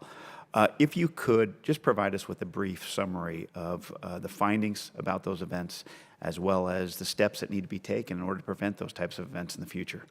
So there were 2 major investigatory reviews, besides the ones that focused just on the incidents themselves. There was the comprehensive review led by Admiral Davidson, the U.S. Fleet Forces Command Commander, and there was the Secretary of the Navy's strategic readiness review, which was directed by the Secretary of the Navy and led by Admiral Gary Ruffhead, former Chief of Naval Operations. And those reviews echoed the findings of the actual investigations of the incidents themselves, what I call inside the skin of the ship. It reflected a negligence on the parts of the crews of the ships, and the commanding officers. I think that accountability was properly applied by the Navy in this throughout the chain of command of the Navy in holding the right level of accountability for those incidents. At the end of the day, it was about training. Tactically, it was about training and leadership and seamanship inside the skins of those ships, in my opinion. Okay, great, thank you, appreciate that. In regards to the South China Sea, that was kind of the flavor of the month for a while. Everybody was focused on that, and North Korea came about. Now the focus seems to be on that. But in regards to China's involvement there, can you elaborate on if we're continuing to focus on that and how? So I think that we can walk and chew gum at the same time. You know, we can think about North Korea and the South China Sea at the same time. I believe that in the past couple of years, I've focused on China's reclamation activities. This past year, we've seen them consolidate those reclamation activities and what I call they've built vertically. So in the South China Sea, and I'll have some pictures, photographs for the closed session, but we have seen them build vertically and dramatically in the South China Sea on those 7 reclaimed features that I call 7 new bases in the South China Sea, to include aircraft hangars, barracks facilities, radar facilities, weapon emplacements, 10,000-foot runways, there's 3 of them down there, and all of that. So they now have 7 new military bases in the South China Sea. Thank you. Thank you, Mr. Chairman. I yield back. Mr. Bacon.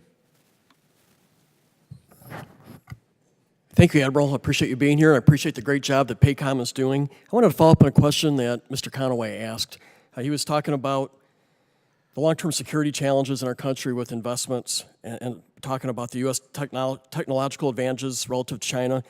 A follow-up that I have on that is, do you have specific concerns that real estate transactions, either by Chinese state-owned enterprises or perhaps other interests under a false flag, could create vulnerabilities to our bases? I do, Congressman. I think that you know, each case needs to be looked at in its own on its own merits. But when China buys something adjacent to one of our training ranges or intelligence facilities or the like, you know, I think it bears looking into whether that purchase is for the right reasons or for nefarious reasons. What are your thoughts on the recently introduced legislation known as the Foreign Investment Risk Review Modernization Act, FIRMA, of 2017? I would have mentioned that earlier if I could have remembered what that acronym stood for. I'm in favor of FIRMA, and I loosely refer to it as CFIUS 2.0, but I am in favor of it. I wrote a letter to Senator Cornyn supporting that. And so, referencing Taiwan, do you think we've done an adequate job committing or communicating our commitment to the defense of Taiwan and our support of this democracy, the neighbor China there, that they respect free enterprise and individual freedoms? I worry about if we're not doing it enough. Yeah, I'm satisfied with where we are, but we need to continue to stay with it. right? I mean, so my obligations to Taiwan, unlike the other countries in the region, I'm obligated by law to think about the defense of Taiwan and to help them in their legitimate defensive needs under the Taiwan Relations Act. I get it, and I take I take my responsibilities under the Taiwan Relations Act seriously. So my job is to help Taiwan improve its legitimate defensive needs in the 21st century. Well, I appreciate you doing that. Some of our officials, I find, tone down that support, I think, out of fear of how China will perceive it. But I think that communicates weakness towards our commitment to Taiwan. And I think we need to do just the opposite, make clear that we are standing by them, folks who have embraced democracy, free enterprise, and the respect of freedom. And I think to do otherwise sends a mixed signal to China, and that's not necessarily healthy. Yeah, I agree with you completely. Finally, I just want to say thank you again for your service. We look forward to having a great ambassador in Australia. Thank you. Thank you, sir, very much. Ms. Hanabusa. Thank you, Mr. Chairman. Aloha, Admiral. And I join my colleague, Congresswoman Gabbard, in a great mahalo from the people of Hawaii, not only for your service, but for your wife's as well. I'm going to call this 56-page, I'm not sure people realize that, but your statement is 56 pages. I'm going to call it the Admiral Harris strategy on Indo-Pacific. And I hope that your successor would follow it if he can get through the 56 pages. Having said that, let me, there's one thing that you start off with that also the National Defense Strategy starts off with, and I'm trying to understand exactly what the premise, because I find that it's the premise of both what you're saying as well as the NDS is saying. And that's this concept of free and open international order, which seems to be stating that after World War II, that sort of was the rule of what governed, especially in the Indo-Pacific area. And that what's happening now is China and Russia are undercutting both of that. And you seem to say that we have to get back to the free and open international order because that's what's really going to promote this prosperity and the economic development, everything that we want, that our presence is there. And there's also reference to this concept of the rules of the road, which I also believe is a function of this free and open international order. So my question to you is twofold. One is, what is this free and open international order? And secondly, hidden in all of that, or maybe not so hidden in all of that, is this whole concept that in order to be successful or to be effective, you must be able to prevent war, but you must be able to win war. So one of your priorities is lethality. In other words, the ability to do the defense. So I was wondering if you could tie all of that for me, because I think that's, in my opinion, serves as the basis of what your 56 pages was getting at. And by the way, omedeto for your appointment. Arigato. Yeah. So I think the original concept of the rules-based international order actually predated the end of World War II. It started out in the Atlantic Charter discussions, and then it became the Atlantic Charter. Then you had the United Nations. Then you had NATO, and you had all these things. And some of the organs of the rules-based international order were the World Bank, International Monetary Fund, and those enforcement mechanisms that allowed states to prosper under a set of rules where they would know what other states were, the rules they were following. And I think no state prospered more in the decades after World War II than China. I mean, if you see where China is today, that is due, in my view, in my opinion, that is due to this rules-based international order. And no one has advocated for China's involvement and inclusion in that more than the United States. It was the United States that supported China's entry in the World Trade Organization, and on and on and on. So, and now, though, we find, I think, that rules-based international order under pressure, and it's under pressure by principally China and Russia, two nations that I call revisionist powers. So I think it behooves us to go back to the source, to go back to this rules-based international order that has done well by so many countries, including China and including the United States, and continue to advocate for the importance of that system. I think as far as the idea of deterrence and winning wars, I'm a military guy, and I think it's important that you must plan and resource to win a war, while at the same time you work to prevent it. But at the end of the day, the ability to wage war, I think, is important, or else then you become a paper tiger. Thank you, and I think that's where some of us feel that we're schizophrenic. But we have to be able to do both. Thank you. Mr. Chair, I yield back. Mr. Banks. Thank you, Mr. Chairman. And Admiral, join me as well to the growing chorus today of those thanking you for your service, not just to our country, but to the greatest branch of the greatest military in the world. Everybody catch that? All right. I wonder if you could comment a little bit on whether or not you believe the torpedo threat within the Indo-Pacific region has decreased. No, it hasn't decreased at all, as China and Russia primarily, as their submarine capability has increased, then the threat from torpedoes, as well as other weapon systems that are resident on those submarines, increases. And we also see an increase in capability of North Korean submarines, and that's of immediate concern given the conditions on the peninsula now. Then why, in the budget that was released this week, do we see a drastic cut to surface ship torpedo defense, which 5 years ago was funded at approximately $84 million, and the projected, or in the budget request this year, down to $8.59 million in the request? Why would we not assume then that there's been a significant decrease in the threat? Congressman, I don't know. I mean, the Navy, that's the Navy part of that submission, and I just don't know. But you just said a moment ago the threat certainly hasn't diminished enough. I do not believe the threat has diminished. In fact, I believe the threat is greater now than it has been. Why the Navy decided to cut that in its budget submission, I don't know. Can you comment on SSTD and the importance? Surface ship torpedo defense. Right. If you're on a ship, I think it's probably one of the things you're thinking about all the time. I think it is very important. Okay, that's all I have. Thank you very much. I yield back. All right. Mr. Gallego. Thank you, Mr. Chair.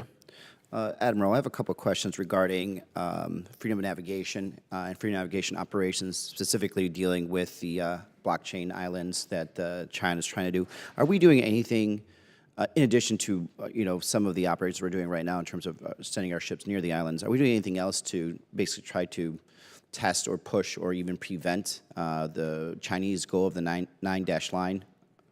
Yeah, on the idea of the nine-dash line itself, we're talking about it in the public domain, and not just me, but we're all talking about the fact that the tribunal that was charged to look at the case in 2016, that was raised by the Philippines, but against China, that the outcome of that case ruled the nine-dash line to be illegitimate. Right. And so we talk about it in international venues, and one of the things that I think is important to do is to continue to talk about it and get other partner nations to also talk about the illegitimacy of the nine-dash line claim.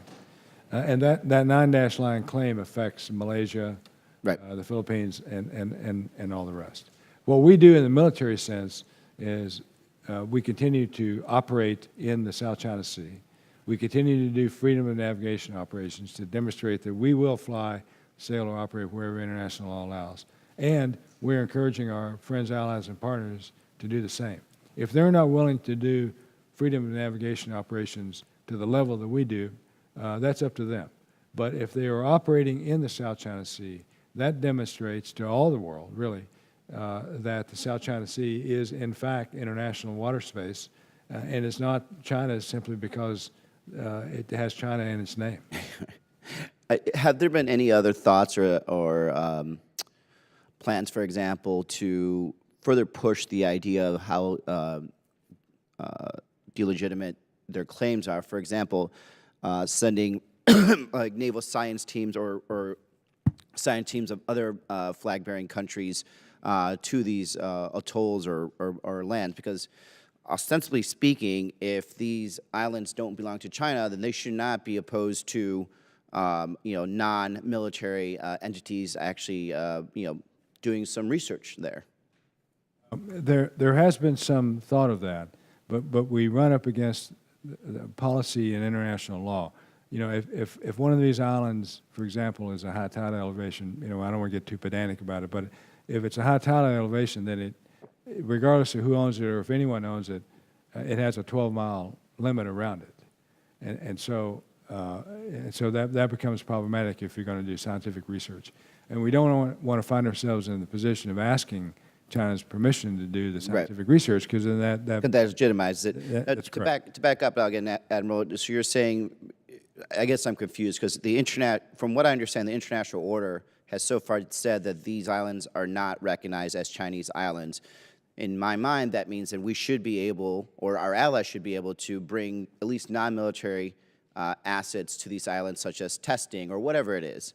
And what you're saying is they still have some level of sovereignty that is questionable within the international order? Right. Yeah, and so now I'm going to be drawn into the pedantic part of this. Right. But if it's a high tide elevation, that means if it sticks up above the water at high tide, then that means it has it has territoriality to the feature, whether it's no matter who owns it. And we say that China does not own it, but it still has territoriality.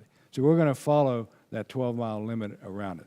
If it's a low tide elevation, in other words, it disappears at high tide, then it has no territoriality associated with it. I guess I'm very confused. This is like a very chicken or egg thing. How can China have territoriality over these man-made islands? They don't, other than the reality is that they claim it. Right. So they claim it as theirs, and so they say that the territoriality is imparted to Beijing. Right. We say for those high tide elevations that China has no territoriality over it, but it rates its own territoriality.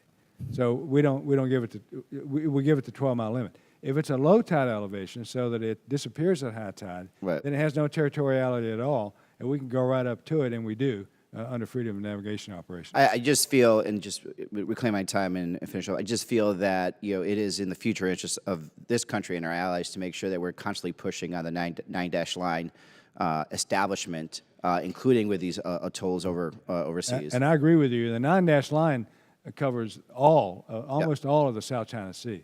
So China claims the 9-dash line, and every feature in it. I see it on their map. So, yeah. Thank you, Admiral. Mr. Heiss. Thank you, Mr. Chairman. And Admiral, as already has been said so many times, thank you for your service and congratulations on your next assignment. It's a great honor to have you here. And in fact, it's a great honor to virtually be sitting at the table with you here. I feel like we can shake hands. But I want to begin with the question that Mr. Scott asked a little while ago. I didn't really catch the answer. Do you believe we are, in your opinion, leaving ourselves more vulnerable if we forsake the JSTAR program for other platforms, ISR platforms? Yeah, so I support the Air Force's view on the JSTARs that it can be replaced. My requirement is the requirement for the capability, and I tend to be platform agnostic on all of these things. As a Joint Commander, I state the requirement for the capability and ask the services to provide that capability. If they choose to provide it on a large frame airplane or some other way, then that's the purview of the services, and that's the system under which you all have created for us, and I'm okay with that. So if the Air Force says the JSTARS platform is obsolete or trending toward obsolescence, and they have another way to meet that capability, I'm okay with that. I think all of us would be if that capability is tested and proven before just forsaking that, which we already know works effectively, and that certainly is an area of concern. You mentioned a while ago good news, bad news. Good news that, in your opinion, the U.S. is rising in power, but the bad news that China is outpacing us right now. Of the next generation military technologies involved with China right now, be it hypersonic missiles or directed energy weapons, autonomous weapons, or space-based, which concerns you the most? Today, Congressman, I'm concerned about hypersonics because of where they are in that development. You know, some of the other areas you mentioned, directed energy and space-based weapons, I think that they are not as far along as they are analogous terms as they are with hypersonics. I worry about hypersonics today.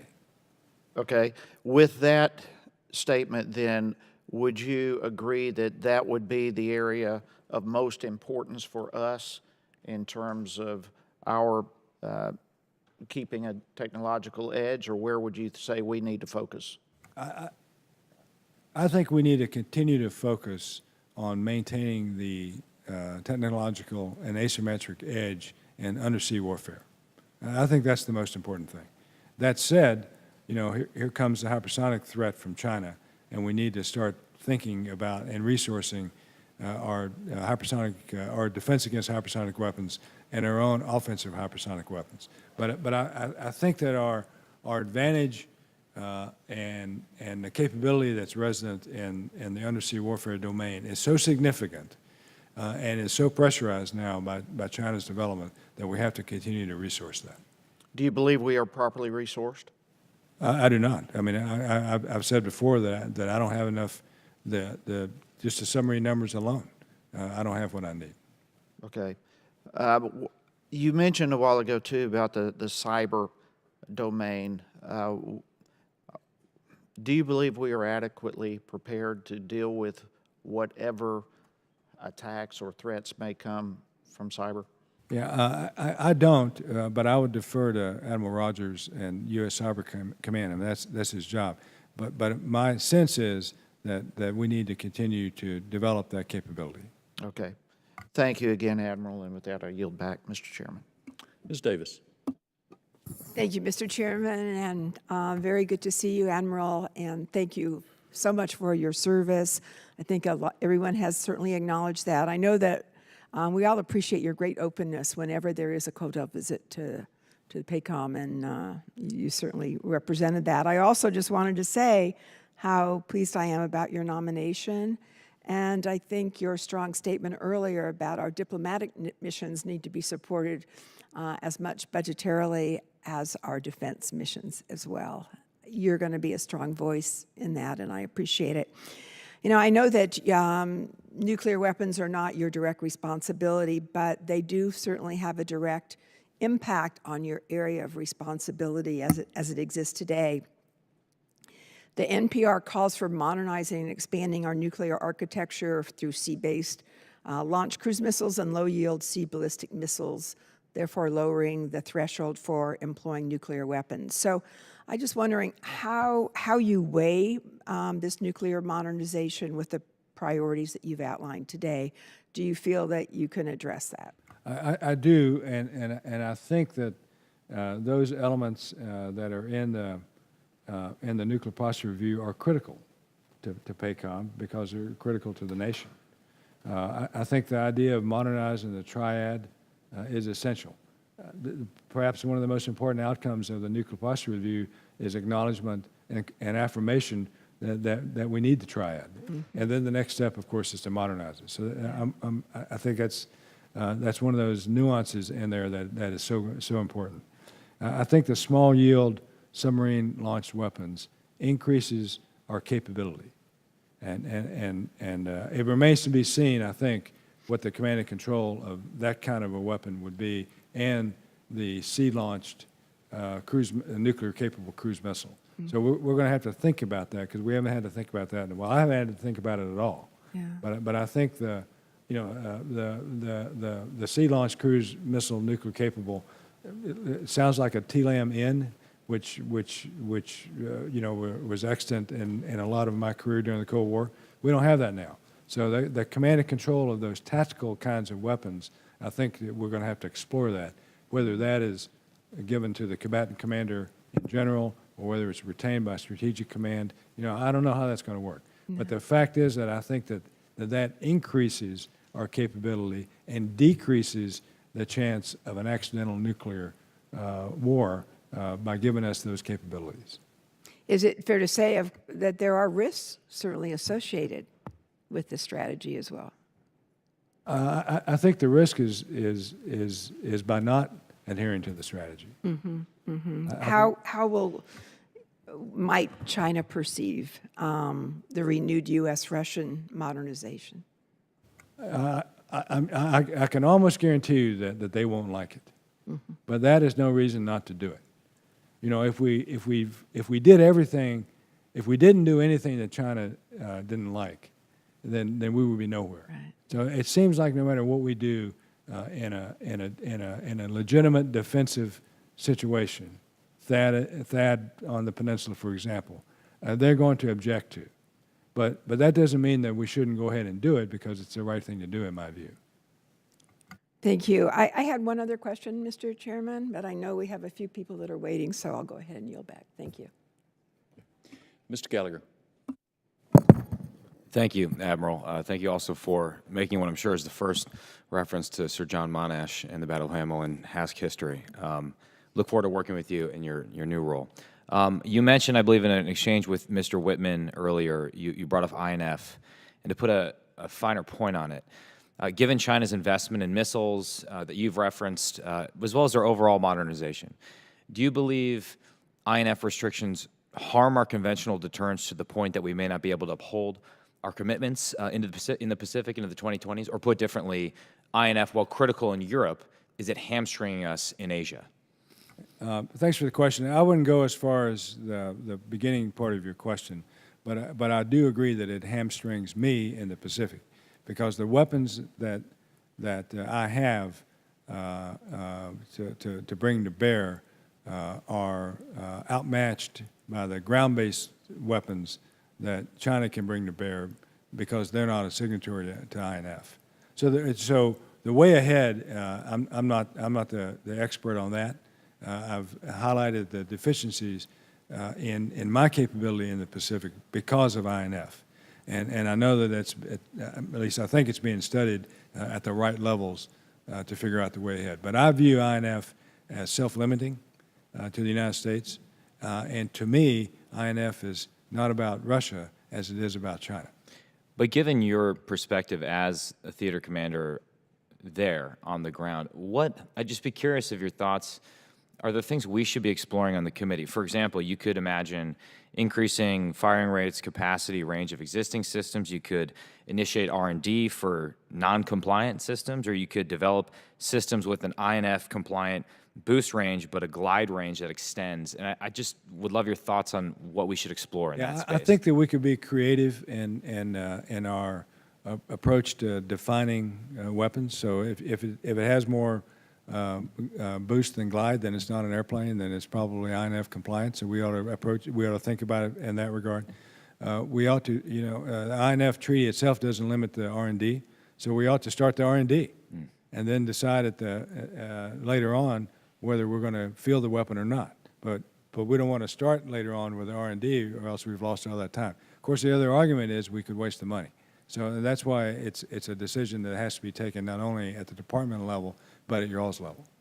Great. I appreciate your candor, Admiral. That's all I have. Mr. Gates. Admiral, thank you again for your service to the country. We look forward to your new role, your new diplomatic role in Australia. As we look at China and Russia turning the levers that you've indicated today could help us with the North Koreans, are there any things that you see that they're not doing that we wish that they were doing? It's a little bit open-ended, but I'd like for them to do more. I think they have the capacity to do more. I think if 90% of your trade comes from China, then China wields a powerful lever.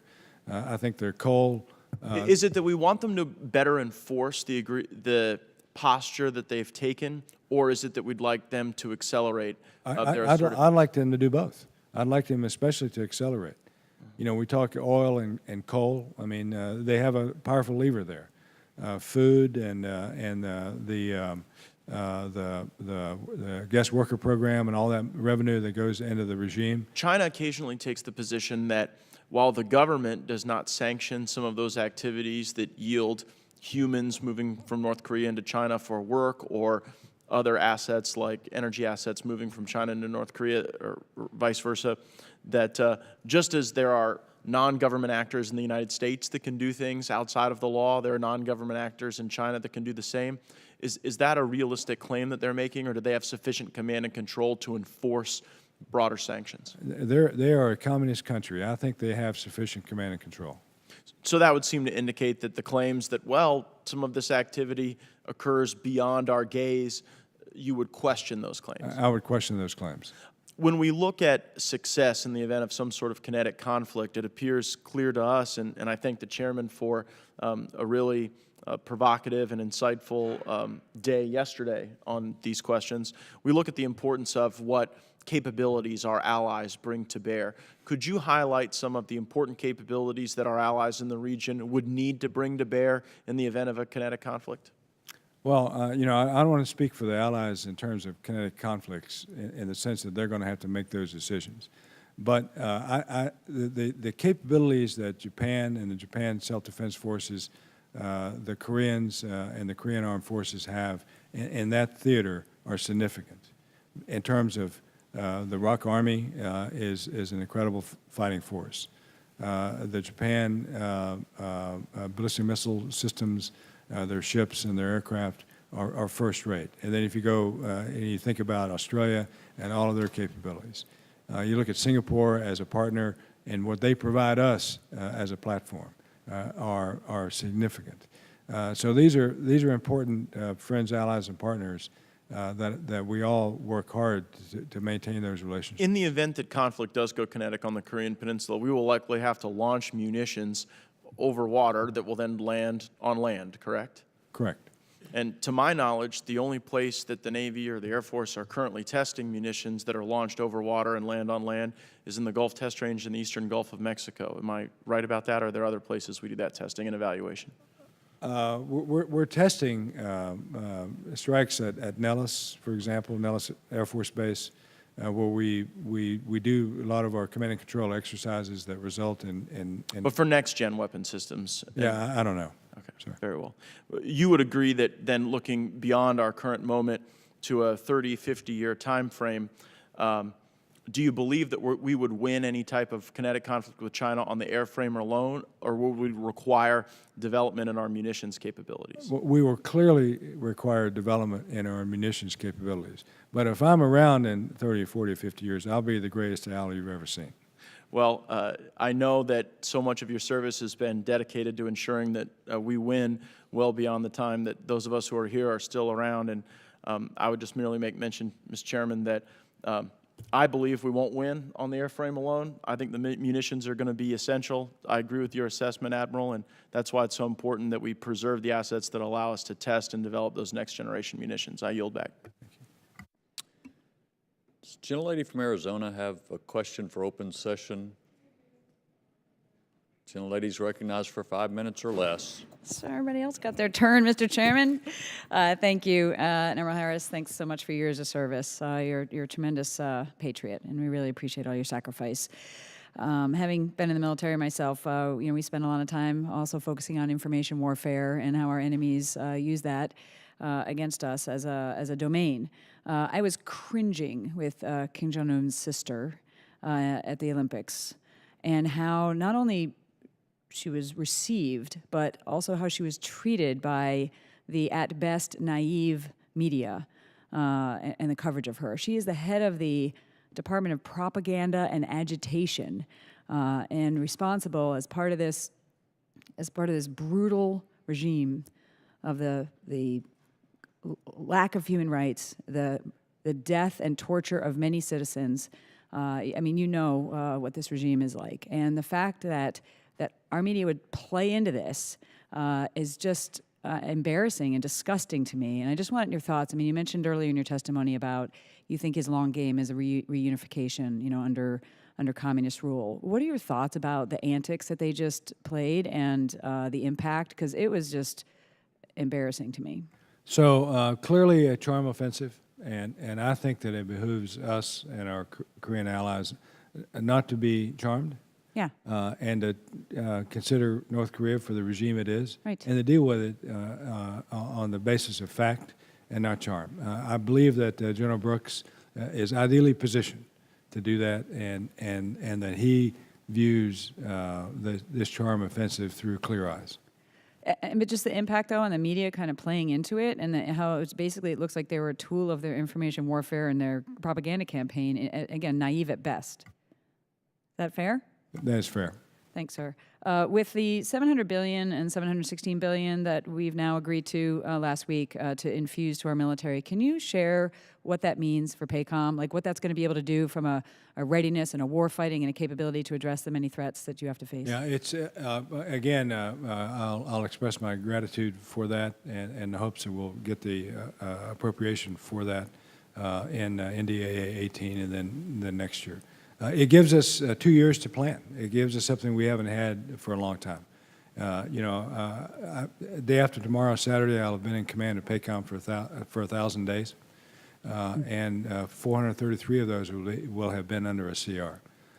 So this budget is terrific. I mean, this thing that you all have done, this bipartisan agreement, is outstanding. It helps me and helps the joint force be able to plan. Yeah. And train and buy equipment that we need and start new starts and all of that. Can you translate that into like some specific warfighting capabilities, just for the American people to understand like what it means for those who are responsible to be ready to fight tonight on the Korean Peninsula if needed, and dealing with all the other threats in China, munitions, all that stuff. Yeah. How does that really Yeah, impact you? and so, well, among other things, Mark 48 torpedoes, long-range anti-surface missiles, training for our Air Force and Navy fighter pilots, significant things like that that we've lost the opportunity over the last couple of years, that we'll be able to recapture that. Great, thanks. I was a strong yes on that, specifically because of the impact it's going to have on our troops and those who serve with you. So thanks, Mr. Chairman. I yield back. Thank you, gentlelady. That was a good way to end. Admiral, I have one request before you leave the military. If you could help coach other DOD witnesses to give clear, direct answers to questions, it would be a really good thing. And I appreciate your directness to all the questions you've gotten today. We will adjourn this open hearing and regather in about 5 minutes upstairs in classified session.